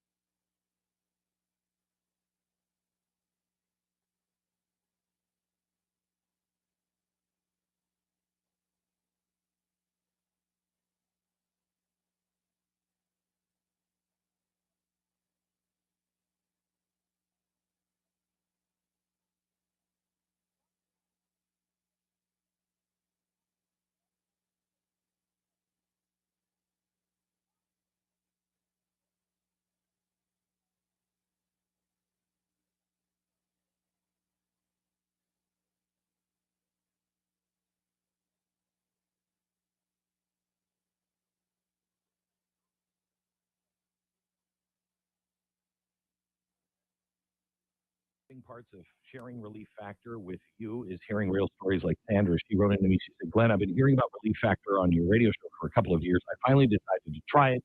Nothing else is helping with my back pain. With the 3-week quick start, I went for it. I feel like a new person." Sandra's own words, and it's gratifying to hear. Thank you, Sandra. When I read stories like this, I remember how I was starting to lose hope, and it feels good to help people all over America live pain-free again. It was created by doctors. Relief Factor is a 100% drug-free product using 4 key ingredients that supports the body's natural inflammatory response. And hundreds of thousands of people have ordered Relief Factor, and like Sandra and me, over 2/3 of these people go on to order more month after month. So try it yourself. The 3-week quick start. See how Relief Factor could be a game changer for you as well. Call number 800-4-RELIEF. 1-800, the number 4-RELIEF. Or go to relieffactor.com. Don't wait any longer. Get out of pain today. Truckmate, Yuma's Fix Up Your Pickup Truck Store is Yuma's home for stud top shells and lids. Snug Top, designed and manufactured to the highest standards, industry-leading quality and trend-setting designs to protect and complement your vehicle. That's Snug Top. Truckmates is also the home of expert spray and vent liners, spraying Spec protected coatings, committed to unwavering excellence and unparalleled customer service. Expert liners with available national warranty coverage and installed by Yuma's most experienced spray-on team at Truckmates. Truckmates is also the home for BDS suspensions, the highest quality aftermarket suspension lift kits, leveling kits, and accessories for 4x4 off-road trucks and Jeep enthusiasts. And don't forget 3M window tinting, the originators of window tinting with nationwide lifetime warranty at Truckmates. That's expert spray and bed liners, BDS suspensions, 3M window tinting, and Snug Top, all at Truckmates, 32nd Street, next to Lowe's. Hey, I'm 560 KBL. Russ Clark back with you. Chris is here. I'm here. As promised from the conservative caucus, you Pfaff is on the phone. Good morning, sir. How are Good you? morning. I always know that Chris shows up and he knows I'm going to be off. So Yeah. Hey, is it cold there still? yeah, relatively so. I mean, it's warming up from where it was in DC area. Yeah. That's good. It's going to probably be in the 40s today, but it was, I mean, it's that cold. Yeah. Weather came down low and long and hard, and there's still snow on the ground. I was telling my wife, and we grew up in Indiana, I was telling her this is the first DC winter we've been at that seemed like a Midwest winter. It really was like that. I've had a lot of DC friends calling wine, complain. Yeah. Hey, okay, first thing I want to talk about is Border Patrol leaving Minneapolis. I think the left, some of the left are congratulating themselves on forcing them out and all that kind of stuff. What is the real plan going on there with Tom Homan and all? Well, I can't tell you with a high level of precision, but I think the bigger thing going on there, it seems to me, is that, when Tom Homan shows up, you've got the adults in the room. Yeah. Right. People who actually know how all this works, what needs to happen. He's got a capability to put the hammer down in a combination of bringing calm into the room. He does the former because, he doesn't put up a bull crap, and it's why he's effective at what he does. But he does the latter because he actually, through all of his experience, has a sense of what works and what doesn't, what's appropriate, what's not, what's important, what's not. And I'm just saying this latter capability of him is why it's getting better. And, the leftists out there might want to take some credit for it. They don't have a darn thing to do with it. This is Tom Homan being Tom Homan. Right. Yeah. Well, I understand they're pulling back 700, but it makes sense if all of a sudden Minneapolis is using the police for a support role instead of leaning on Border Patrol for a support role. Well, listen, we've had a breakdown in the police in this country over the last 10, 15 years because of these defunded police. Yeah. That said, most of these guys and gals, mostly guys, who are doing this, they actually want to do the right thing. Yeah. Many of them are professionals who've been police officers in varying degrees, usually for a decade or two or more. There's a lot of that experience out there. They know what it really takes. And frankly, they want to do the right thing. When you don't have that, is on the fringes. Now, we do have a problem over the last 10 years of young guys coming in as police officers and gals who have been trained in this weirdo system that has been built up in many of these jurisdictions. But again, there's still a lot of good folks in there. They're typically in leadership still. And so when a guy like Tom Homan shows up, not only does he understand them because he's been one of them, but he has this ability to do what needs to be done. My concern with all this is I've never been a fan of Kristi Noem. I mean, I'm not going to say she's doing a bad job necessarily at DHS, but just when she is in the room, the experience is not there. And having been governor of a state doesn't give it to you either. And being a congressman for darn sure didn't, because that's when I was around her a lot. And I just am not impressed, but I am impressed with Tom Homan. Yeah. Well, he was decorated by, was it Barack Obama for doing a great job on deportation? You know, he doesn't bring that up, by the way, and he hasn't. Others have, and I'll tell you the reason why. Because he doesn't give a flip about the dang rewards. Yeah. I mean, they're nice. Yeah. They're okay, and I'm sure he appreciated it. I'm not saying he didn't. He didn't do this thing to get awards. No. He did it to accomplish things. And that's why he's so valuable. But it's he's a get the job done kind of guy. Yeah, but it's amazing the left embraced his ability at one point. Now they demonize the same thing. Well, everybody that goes behind the praise villainization pendulum are just hacky people who play political games. And that happens on both sides of the aisle to certain degrees. I think it seems to be far worse on the left right now. I saw a recent study that was done, and it looked like, I'm still wading through because I just saw it late last night, but there's a study that was done that looks like it's actually valid methodology that shows that the polarization that's been taking place in this country since the 1990s has all been on the left going further away. You know, people on the right, conservative-minded people or Republicans, have been kind of steady according to this analysis. And I'm still trying to get the details of it, but it was a serious study done. Wow. And I can see that. That is the problem that we're having is this descent into evil, frankly, in my opinion, on the Democrat left. And the Democrat Party is evil. Listen, this is not JFK's party.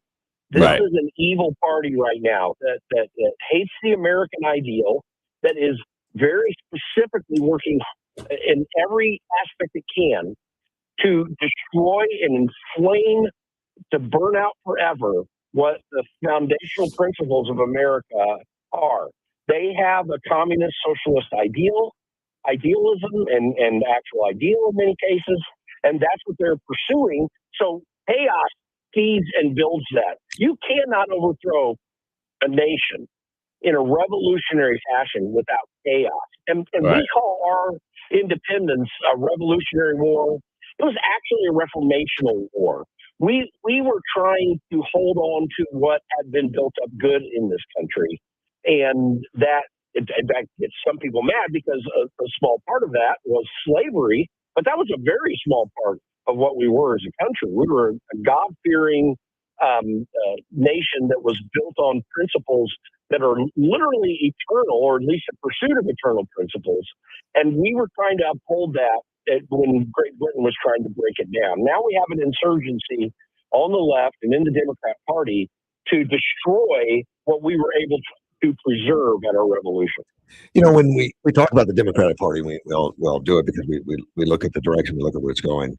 But it's becoming more and more clear to me that the Democrats that are registered Democrats don't really understand what their party's doing. And one thing that brought it to light was just the other day, polling numbers about voter ID that showed that 74% of the Democrats support voter ID programs, but 100% of the leadership in Democrats don't. Right. And quite a whole lot more than don't support it. They're working very hard to keep this from happening. But their interest, the reason they do that is their interest is staying in power. And this is frankly a way for them to do it. To have elections that can be fudged, if not fraudulently held. And FYI, it's not just the fraud that you have to worry about in elections. Right. I mean, I really worry about these unsolicited mail ballots that we've been doing for a while, because there's so many shenanigans that can happen that no one's ever going to be able to trace easily. Yeah. What was it? There was the 2000 Mules movie that tried to do a little bit of that. Right. And there was probably some validity to all that, where they were able to watch how ballots were getting dropped off by taking cell phone location data and this sort of thing. But listen, that wasn't conclusive. It certainly was interesting and concerning. We're never going to quite be able to deal with that, but fully or easily. But the reality is that the Democrats like the elections the way they work right now, because it not only fits well with the way they do electoral politics, which is they do a lot more grassroots politics than Republicans, because these idiot Republicans in D.C. don't believe in that sort of thing. They like the consultant class to make sure they get their millions of dollars. And win or lose, they're going to get it. So all they do is try to maintain enough to allow the consultant class to get paid. That's literally what goes on a major part of what goes on in Washington, D.C. I've observed it from the inside and the outside. But the other thing is that it not only fits well in Democrat politics, which is more grassroots, it also, puts enough uncertainty on the outcome that they can play the game in a certain way to be able to move a certain part of an electorate that might not be getting involved in the way that we do it. We have to go back to same-day elections. I'm fine with scan machines, and we'd rather have paper ballots to validate them. And the election has to be done in a quick period, and then you have a short but powerful way for candidates to challenge things that they think they see are wrong with full transparency to figure it out. This voter ID thing seems to be something that they're working on hard. I mean, conservatives are working on hard, and I think even Thune has mentioned he's working on this voter ID thing because it was tied to the budget that it was taken out, and I guess it angered quite a few Republicans that didn't vote for it at the end in the House, including 3 Arizona Republicans. But don't be fooled by Republican leadership in the House working hard at it, because they're not. They have quite a few tools that they could use to make sure that this gets done. Okay. So one of them is to put it on no-pass legislation. You mentioned it was taken out. I just think you look at Democrats and say, we'll close the government. We got an 85% issue. You mentioned like 77% of Democrats support voter ID. Right. Well, 85% of Americans do. Right. So what you do is you draw the line in the sand on must-pass legislation and say, listen, you can do whatever you want. We'll certainly listen to maybe a couple things you'd like to do. No, we ain't playing your game. You either vote for this, and if you're going to shut it down, we're going to message it on this. So that's one thing that they have. The second thing that they have, which John Thune has explicitly said he won't do, is what is now people are learning is the standing filibuster. Right. Which is, Mr. Smith goes to Washington. You got to talk until you just drop on the floor and you can't do anymore. Right. And then you go to a majority vote. That's actually listen, there's talk about get rid of the filibuster. You don't have to get rid of the filibuster. You have to get rid of the zombie filibuster, as Mike Lee rightly calls it. Yeah. Which is you get floor time and you get to hold the floor and then go to bed at night, and that should be taken away.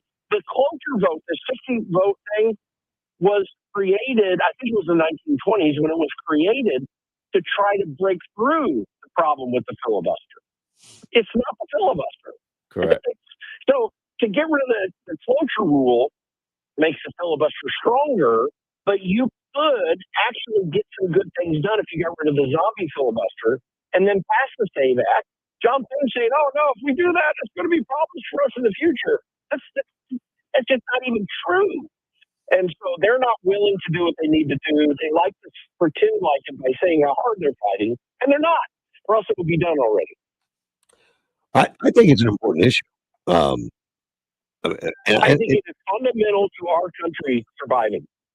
Yeah. I think the SAVE Act is fundamental to the future of the American Republic. There will be no republic if we do not assert the principles in the SAVE Act and make it subject to criminal penalties up to 2 years in prison, well, minimum 2 years in prison, and some nature amount of fines. Like, it has to be a serious matter.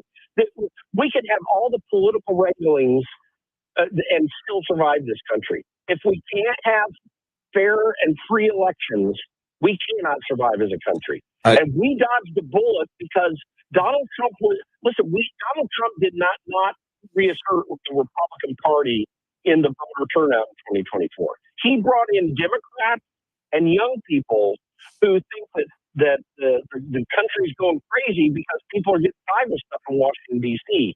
And this is why the Epstein files, even though I wasn't pushing to get them out, but this is why the Epstein files is real important.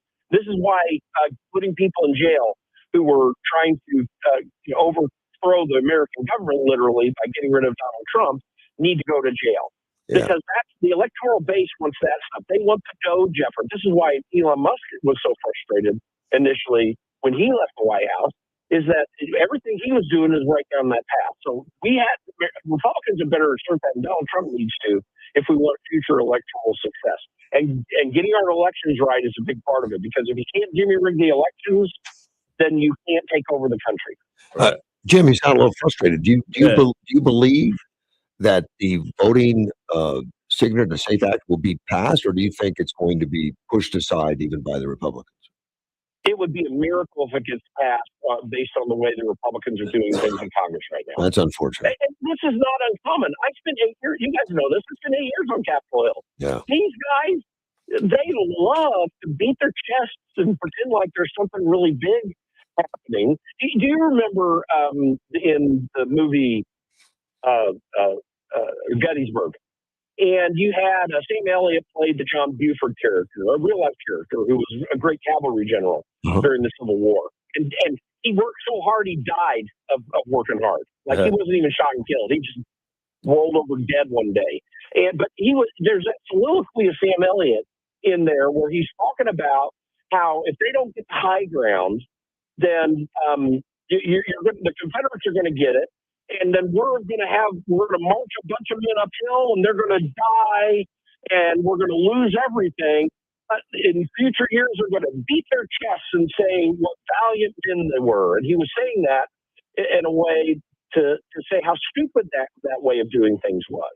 That's what Republicans do. Republicans are people who will allow Democrats to have the high ground, and then they'll march up the hill and die and beat their chests and say how hard they fought. That's what's going on right now in Washington, D.C. I think Mike Johnson's doing slightly better of it. John Thune's not breaking through. He's got the means to do it right now. He needs to strong arm the Democrats and say, no, we got the high ground on an issue that everyone wants. We're doing it, and you're going to pay the price if you fight against it. That's what he should be doing, and he's not. And with the conservative caucus, you try to influence these people to let them know that it's time to strike. Right. I've spent time on Capitol Hill in recent weeks trying to talk to people about this issue. We're also promoting some stuff on healthcare that we're talking about. Yeah. But it's and by the way, a friend of mine who I've worked with on healthcare issues, who I'm in years past, who I was taking on Capitol Hill. He's not a political guy. I mean, he's political in that he's pushed policy. But, he's just frustrated. We're not going to get anywhere. Should I keep even doing this? I'm like, you just got to keep doing it because it is hurting cats up there. You just have to have people willing to hurt them. And as challenging as that might be, you could get it done. And right now, Republicans have not decided they want that kind of leadership. Democrats, for evil purposes, have that kind of leadership.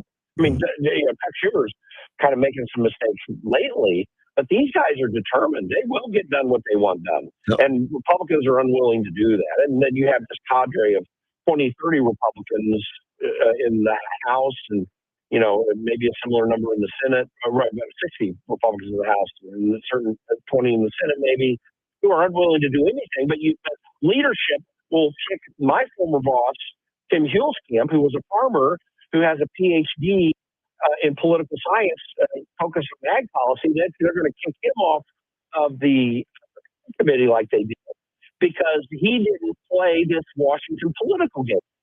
And it should be just the opposite. The people that play the Washington political game should be the ones who have harm come to their political career if they're not going to play the game based on principle. And that change needs to happen in Washington, D.C. We haven't quite figured it out yet, but that's what we do as an organization is we do want, and we will spend money on independent expenditures this year to try to influence some of that. Yeah. This should be the goal of every conservative activist is to get rid of these stupid people who play stupid games and lose everything for all of us when we put our trust in them to change it all.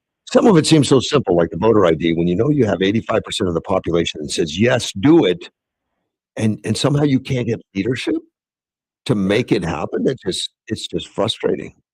Yeah, listen, what Republicans will do is they'll get all scary-eyed on stuff like that and not take the action they need to because they're worried about the political consequences and someone's going to push back on me and they don't realize they have the support of the American people to be able to do it.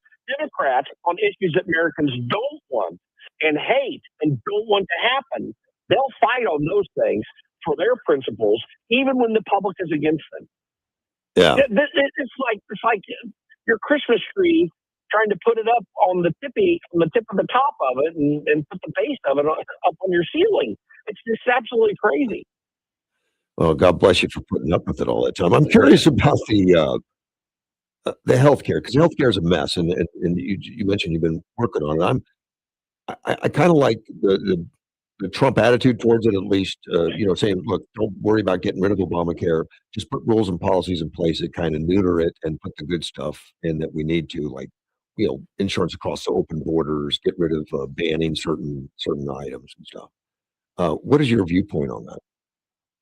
I think that if we want healthcare to work in this country, we need to open it more up to the free market. What Obamacare did intentionally was take it out of the free market. Right. Our costs are higher now because government literally runs about 70-80% of all healthcare.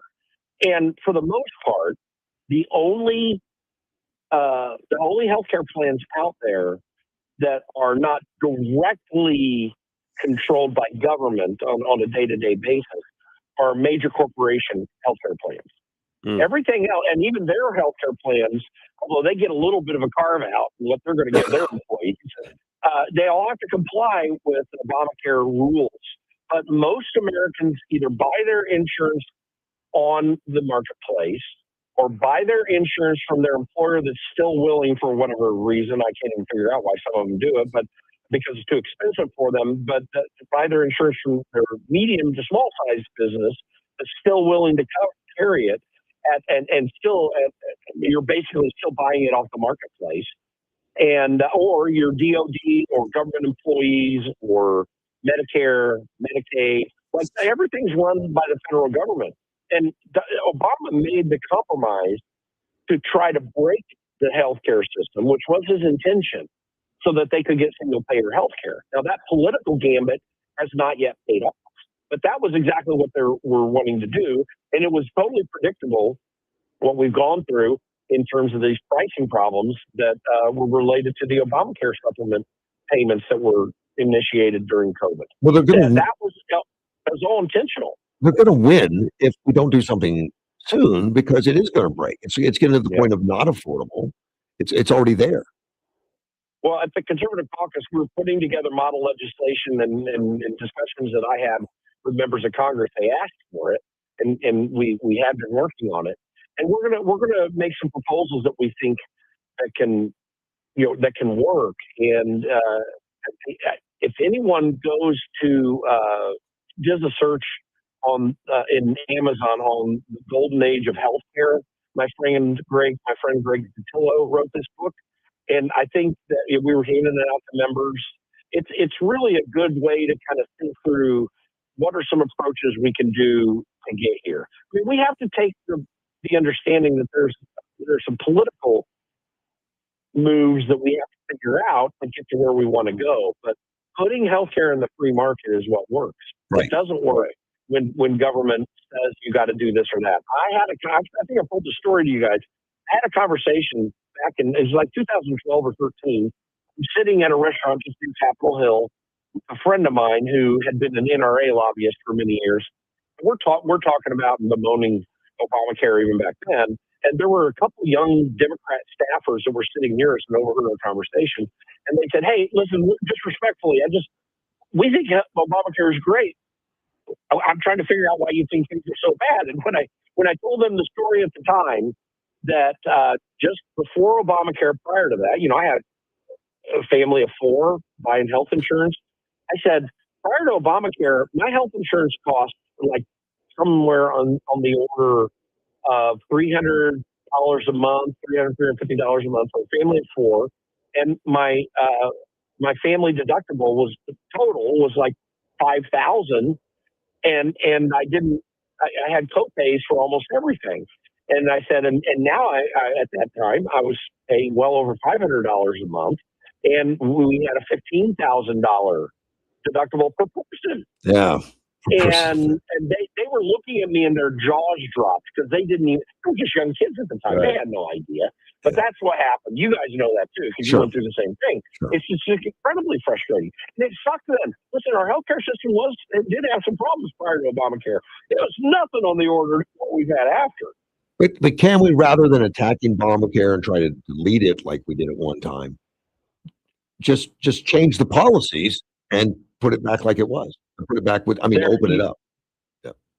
Well, I'm just curious. What was the famous zombie program for a while? Why am I forgetting the name of it?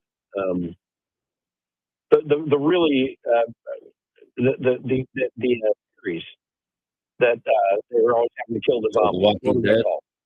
Walking Dead. Yeah. So listen, this is like trying to negotiate with the zombies in Walking Dead. Okay. If you're saying you want to just massage the edges of Obamacare and fix things, it is the zombies. It is it is literally trying to eat the brains of our healthcare system. That is what's been going on ever since. You have to fix the whole thing and come up with a different approach. Okay. But one of the key things, and we use the terminology name your price on this healthcare plan that we're talking about. One of the key things is prior to Obamacare, you did not have your costs tagged to any government pricing structure. But since then, everybody's cost for deliverable goods and services in the medical field is tagged to the Medicare price. Medicare has a certain pricing structure on anything that happens in healthcare. Yep. And what happens is the negotiation is what percent of Medicare are you going to charge? And so some providers will charge 200% of Medicare, some 350% of Medicare maybe. But the thing is, no one knows that this is the negotiation that's taking place. And so one of our goals is to have that kind of transparency and to enforce it in a rational way.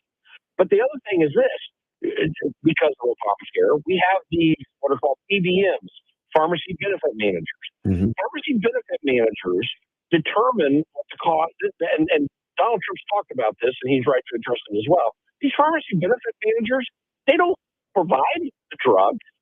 All they are is the middleman in drugs. Right. And they take a bunch of money right off the top of the cost. This is one of the reasons that the costs have got, and there are others too, but there's one of the reasons the costs got so bad in this country. The other part of it is the PBMs combined with the fact that the manufacturers did definitely charge us way overpriced and kept the cost down elsewhere. I mean, the whole issue of buying drugs in Canada, you know, that by the way, the federal government, that got to be a real big thing 20 years ago. The federal government came in and said, shut that down really quick. You know, you can't buy your drugs out of Canada. It's the same drug at about a tenth of the price. What are you talking about? So Canada can do that and we can't. So there was a real price gouging that was truly happening in the United States. And it's because the government protects these things. It's really an issue of corporatism. It's not, we haven't had free market healthcare in this country, and particularly in that area. So these are the areas that need to be addressed. Donald Trump's only scratched the surface with the most favored nation pricing structure that he's built. But there's a lot that we could do, and showing what the actual costs are is part of it. Transparency would be huge, and there is none. Yeah, you don't know. You don't know what things cost. Transparency. What are you talking about? That's evil.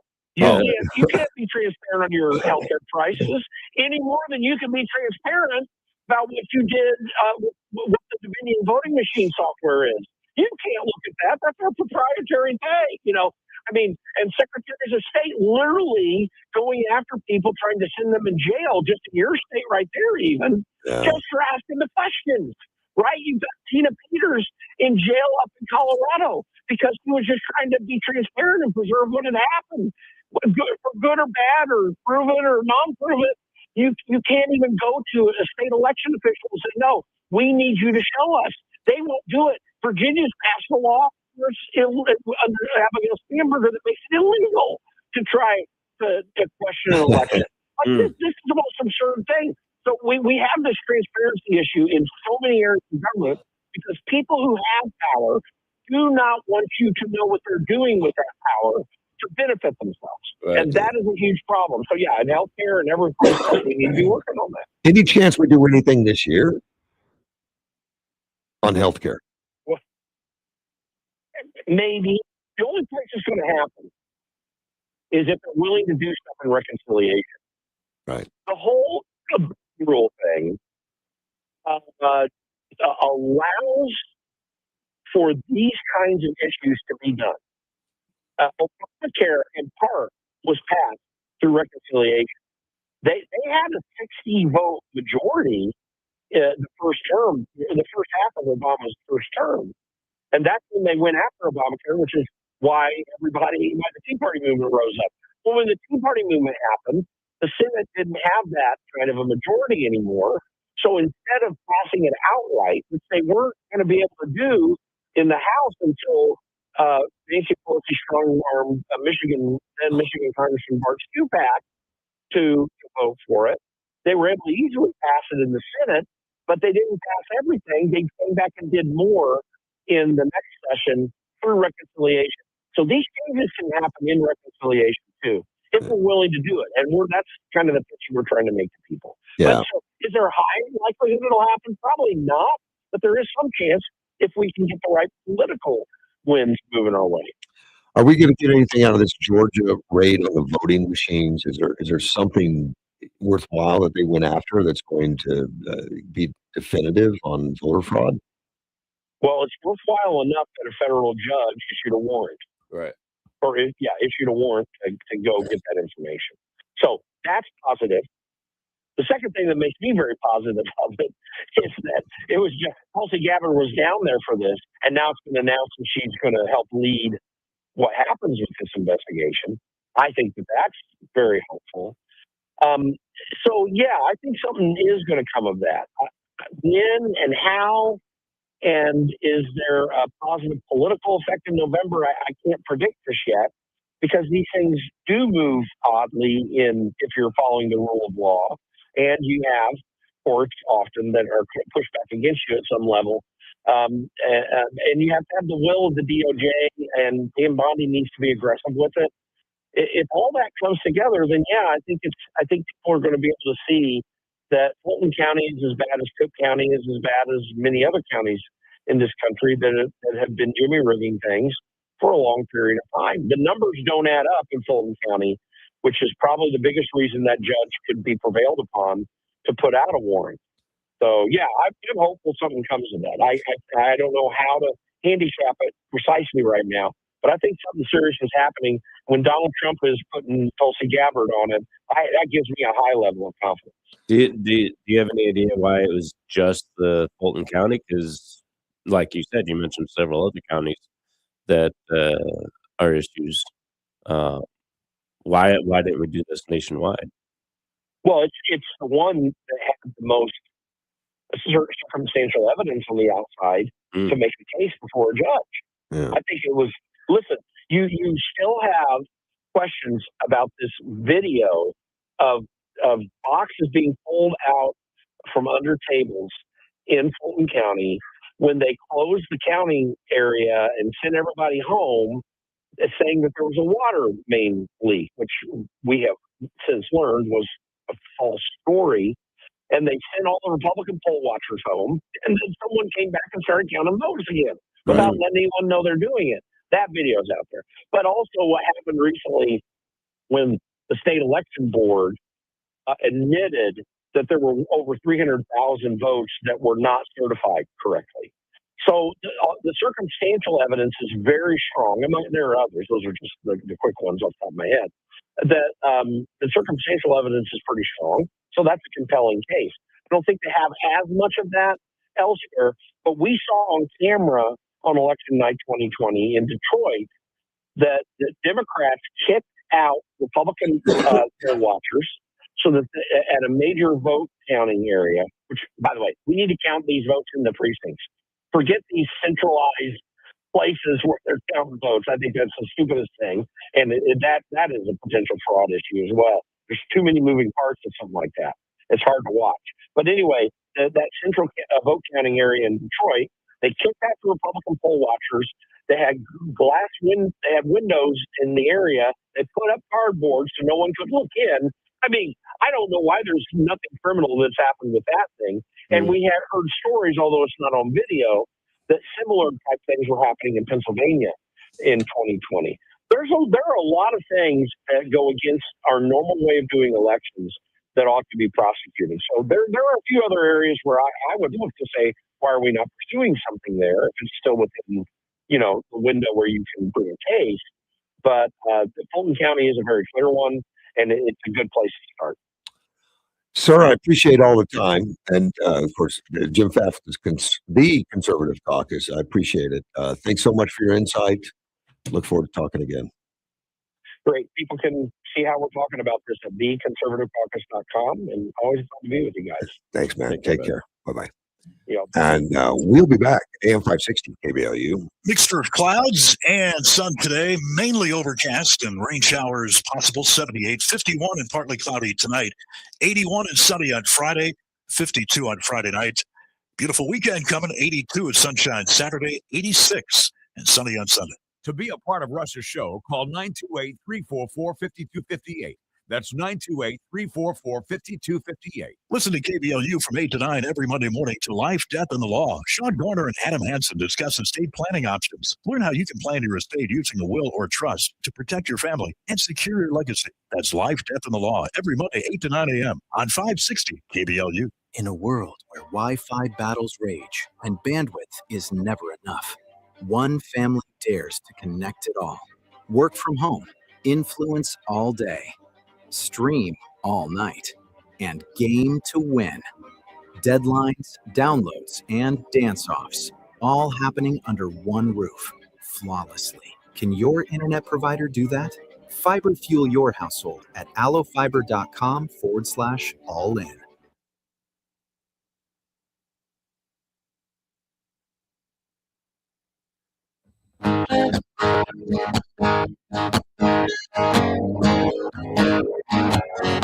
There's a man in D.C. He stands 6'3". He's fighting for you. Hey, I'm 560 KBLU. Russ, Mark with you. Chris Larson here. I'm here. You may not have heard me much, but Well, you sound better. My energy from my sleep last night is draining. It's a good thing we're near the end here. Oh yeah, we'll kick you out here shortly. We'll let you go home, go to bed. You going back to you're going back to slumber? Sometimes you need that. Yeah. Oh, I was sleeping all day yesterday. Did you? Yeah, I think that's the only reason I was able to be here today. Yeah, I'm a terrible patient. My I mean, wife hates it when I'm. Oh man, I want nobody around me. Yeah. Leave me alone. Don't feel sorry for me. Don't get me anything. Yeah, they say women are the weaker sex. Not when we're sick. No. I'm terrible at it. I'm not good at all. Hey, a major firearms distributor just went Chapter 7. That's a liquidation. Oh, wow. Place called Big Rock Sports, LLC. I don't know them. I'll end up having to talk to Dean about this. Uh-huh. Dean's my gun guy. But they reported $100.9 million in liabilities, and assets are somewhere between 10 million and 50 million. So way upside down. Uh-huh.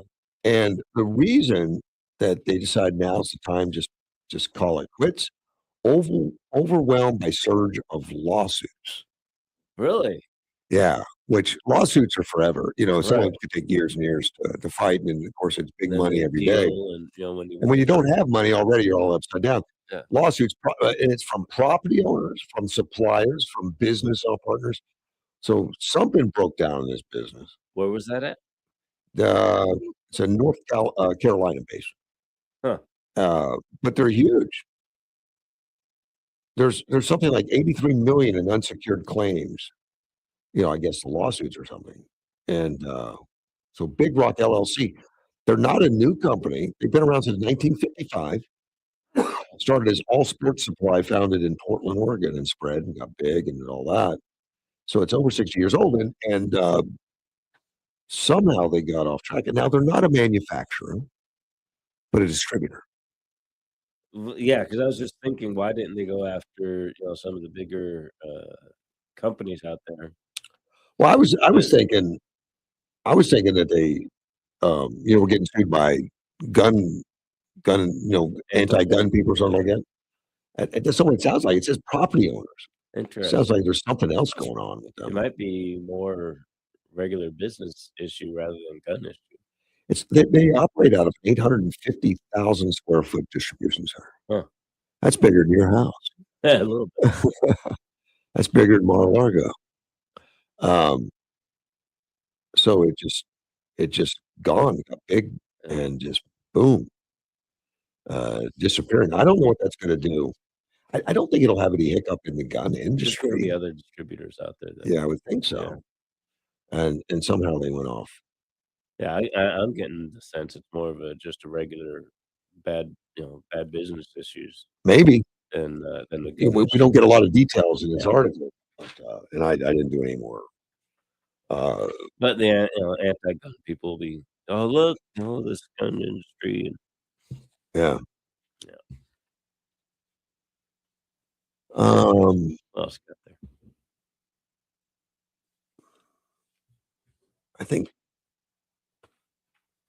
I was looking for a specific one.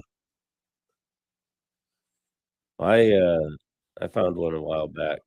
I've been saying for years, that there's tension happening, and could be moving towards civil war and things like that. And, one of the things that is stopping it is we don't have one clear issue that everyone's upset about, and we don't have clear lines. Everybody's mixed up, living amongst each other. And then I came across an article that was saying basically the same thing. I was like, hey, I'm brilliant. I didn't realize it. Yeah, you are. This smart I guy agree. is saying the same stuff I was saying. But he was relating it. He went a little bit further, and he took it to all the way back to the fall of the Roman Empire. And so it's, that any fallout from the tensions that we're having right now would be more along the lines of that that everything just collapses. He said, same thing I was saying. The Civil War tension is there, but it's too divided among all the different issues, and it's too divided among the no clear division in location, but the whole system could collapse. And so he said that's what we need to pay attention. But that's what I think. That's what the left wants. Well, yeah, creating the chaos, creating that, Yeah. and Obamacare is a big part of it. Just create more cost up runs, and the government owns so much percentage. Well, and we were Jim was talking about if people can't trust the voting system, then everything's going to collapse. Yeah. So that's what we really want to pay attention to, is making sure our voting system is builds people's confidence. People are confident in it. Our legal system, our justice, our court system. People need to, because that's supposed to be the overseer of the legislature and the presidency. We need to, people need to trust that that's taking place. Well, it was disappointing. And as long as we can trust that We the can. system is working, and that's what we need to focus on, is rebuilding that trust in our system. But the harder we try, the more we get called Jim Crow. Yeah. Yeah. And when you have 85% of the population that want it, Democrats, everybody wants it. The Democrat leadership ain't gonna let it happen. And according to Jim, the Republicans are not fighting hard enough. I find it interesting. He said even Johnson didn't work hard enough. They passed it in the House. Yeah. But he feels like Johnson could have done more to get more momentum, I guess, going into the Senate. From the Republicans that didn't support it. Yeah. But when that's all tied up to spending bills and everything anyway. Yeah. But we're not done yet. We're not done because there's still a spending bill that needs to get through, because ICE's, DHS has not been passed. They pulled it out separate, which my understanding from reading Thun's comments and all was that he was going to find a way to get the voting bill through with it. But now So is the government still shut down? no, it's not. Okay, It's open. I thought they opened. It's open, but we haven't.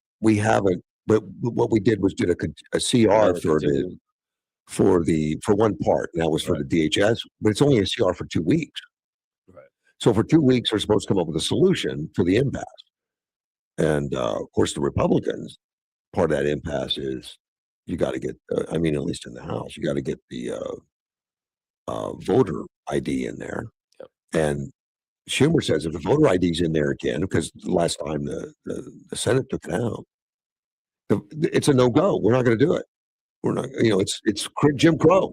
Yeah, and I've been saying for a bit that I'm concerned about the midterms, and Yeah. some of the Republicans are saying, "Well, my constituents aren't going to vote me in if I keep supporting this."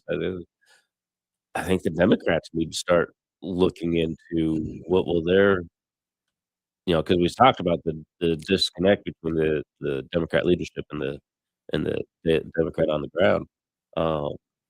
Yeah, but I think the leadership knows that it's not going to make a difference to their constituents because they're still supporting what the hard issues are, like kill ICE.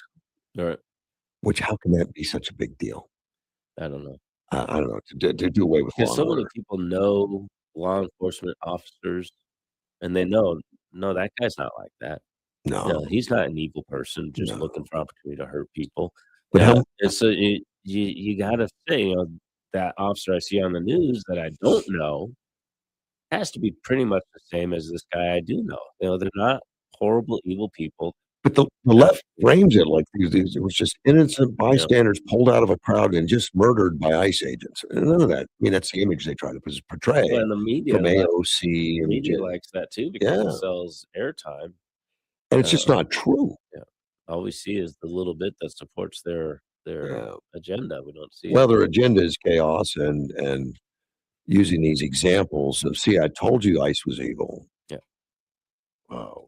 And of course, all Hollywood's on top of it. The case of the media, influencing things. That little kid and his dad that got flown back to Minnesota, and the little blue cap and stuff. They did a story on the news, and they had a reporter that's not usually on the nightly news. He usually does those hour-long specials and stuff. I don't remember his name, but he's got this voice that's very, "Oh, it's such a nice, Yeah.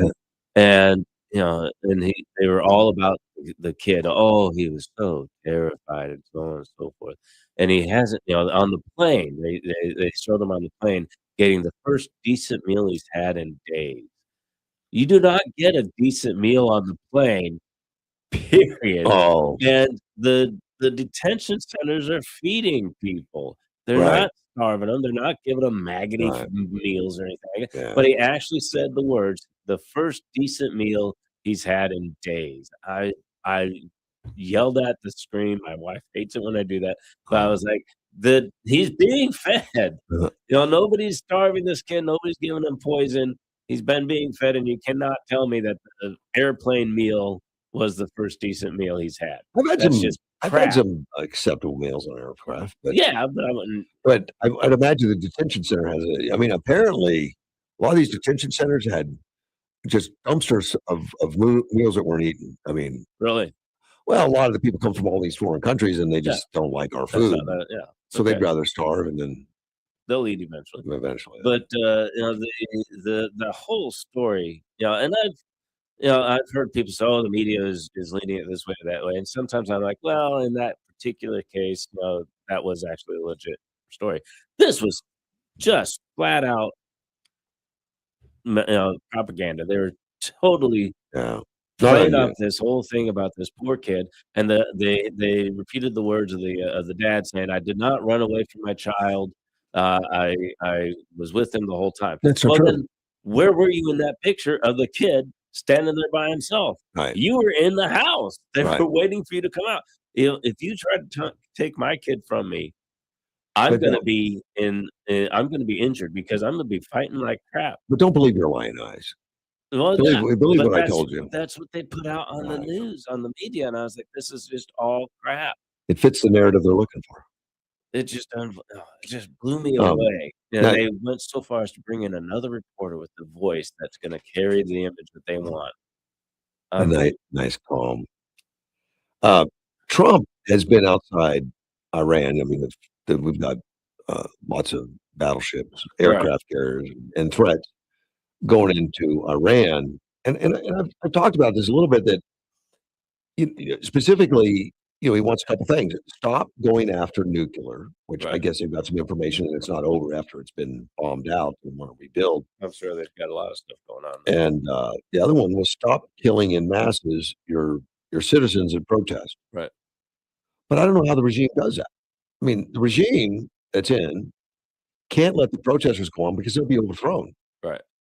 But Trump tells them if you keep killing them, which is that's their methodology. That was their plan. I mean, they put that on paper. If this happens, we've got to retaliate. We got to do this. And at one point, it was like, if we start losing control, we got to bring out the kill squads and just start killing them. And that's where they're at right now. They're killing them. And that's my plan. And Trump says you can't do it. And he's promised the Iranian people help is on the way, meaning that he's going to come in and put a stop to it. I'm not a big fan of that statement. Well, it's a scary one for a lot of reasons, and this article does exactly. I mean, it points it out exactly the same way. It's kind of like an Obama red line when he went, when he told, what's that, Libya that he was at? He said, if you use chemical weapons against your own people, that's a red line that you cross and you pay a price. Right. So they said, okay, we'll test it. And they put out the chemical weapons, killed a bunch of people, and Obama says, whatever. But it showed a lot of weakness. The nuclear thing, that's global. The United Nations says, don't do that. We're going to have sanctions on you, so on and so forth. Yeah. But how a government treats its people is really their call. Their sovereign nation.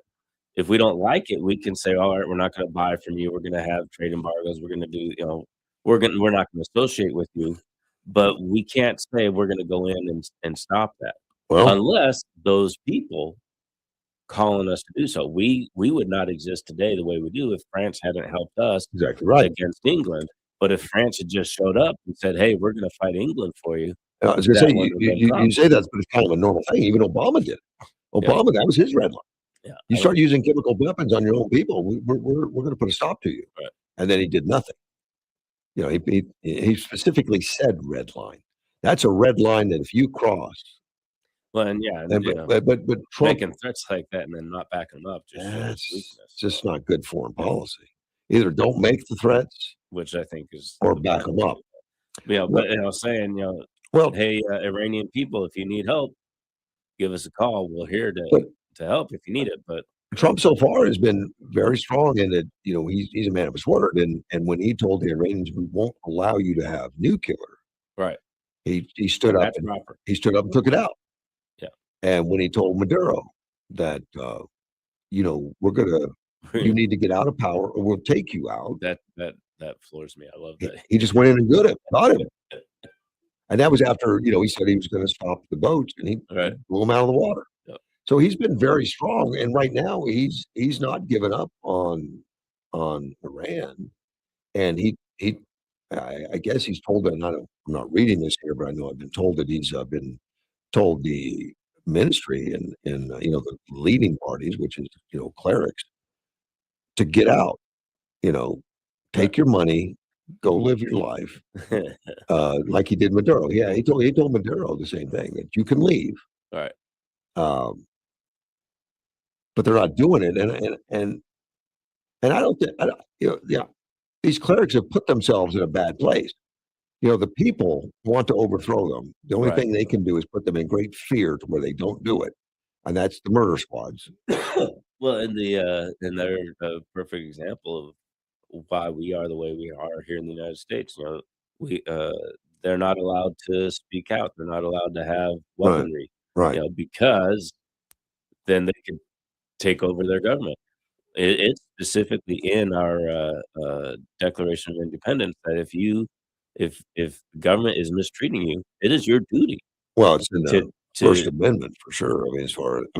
Freedom of speech, freedom of in the Declaration is a tyrannical government. It's your duty to overthrow them. That's right, and correct things, and that's why we have the Second Amendment, is to make sure that. Well, Second Amendment's one a little far. I like the first. But the Second Amendment, gives the people the tool they need to overthrow the government. The government says, "Please keep us in line. Here's what you need to keep us in line." But they don't advocate violent overthrows. They're advocating, public address, opportunities to vote. Use the First Amendment as much as you can. But if it comes down to it, we have the Second Amendment to say, no, you're wrong. But Trump's envoy is supposed to meet Friday with Iranian officials in Istanbul to see if they can get this down. And it's coming to the point where it was with Obama that there's been enough chances to stop and do this. And Trump has surrounded them with a navy that could just wipe them off the map. Of course, we don't want to. No one wants that to happen. But I'd be okay. There's a point coming up where Trump could ruin his credibility real quick by doing nothing. Right. Or I don't know what he could do that's we can cut them off. That's I don't crazy. think Well, we should go in. But that's we can already cut them off. That's already happened. Their inflation's going crazy. They're running out of water because they didn't invest in infrastructure. And then when the people rise up, but if they rise up, they get their heads shot off. well, there's a lot more heads to shoot than. And Trump is calling it, keep protesting and promising help is on the way. Well, you can't keep doing that while they're getting their heads shot off. You can't just make a promise. Right. And I don't know what the move is. Yeah. I don't know what the move is, but it's going to come up to a head to where something has to happen. This has to end, or Trump loses all credibility. Right. And right now, he's got a lot of credibility. Yeah. But Iran seems not be afraid of him. They're more afraid of the consequences Of the rise. of allowing people to speak their mind. Which is probably the bigger threat for them. Because, well, it's a guaranteed threat. If people stand up, they need to squelch it and the only way to do that's through fear, which is unfortunate. And we know Trump has a history of saying things that come in his head in the moment. But he also has said that in the moment. Maybe he didn't think that through all the way through. But so far in foreign policy, everything he's promised, he's done. Right. I mean, it doesn't mean he doesn't change a little bit here. Yeah. This is News Talk 560 KBLU.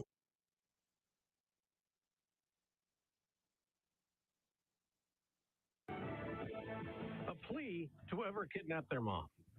I'm Dave Anthony, Fox News. We want to hear from you, and we are ready.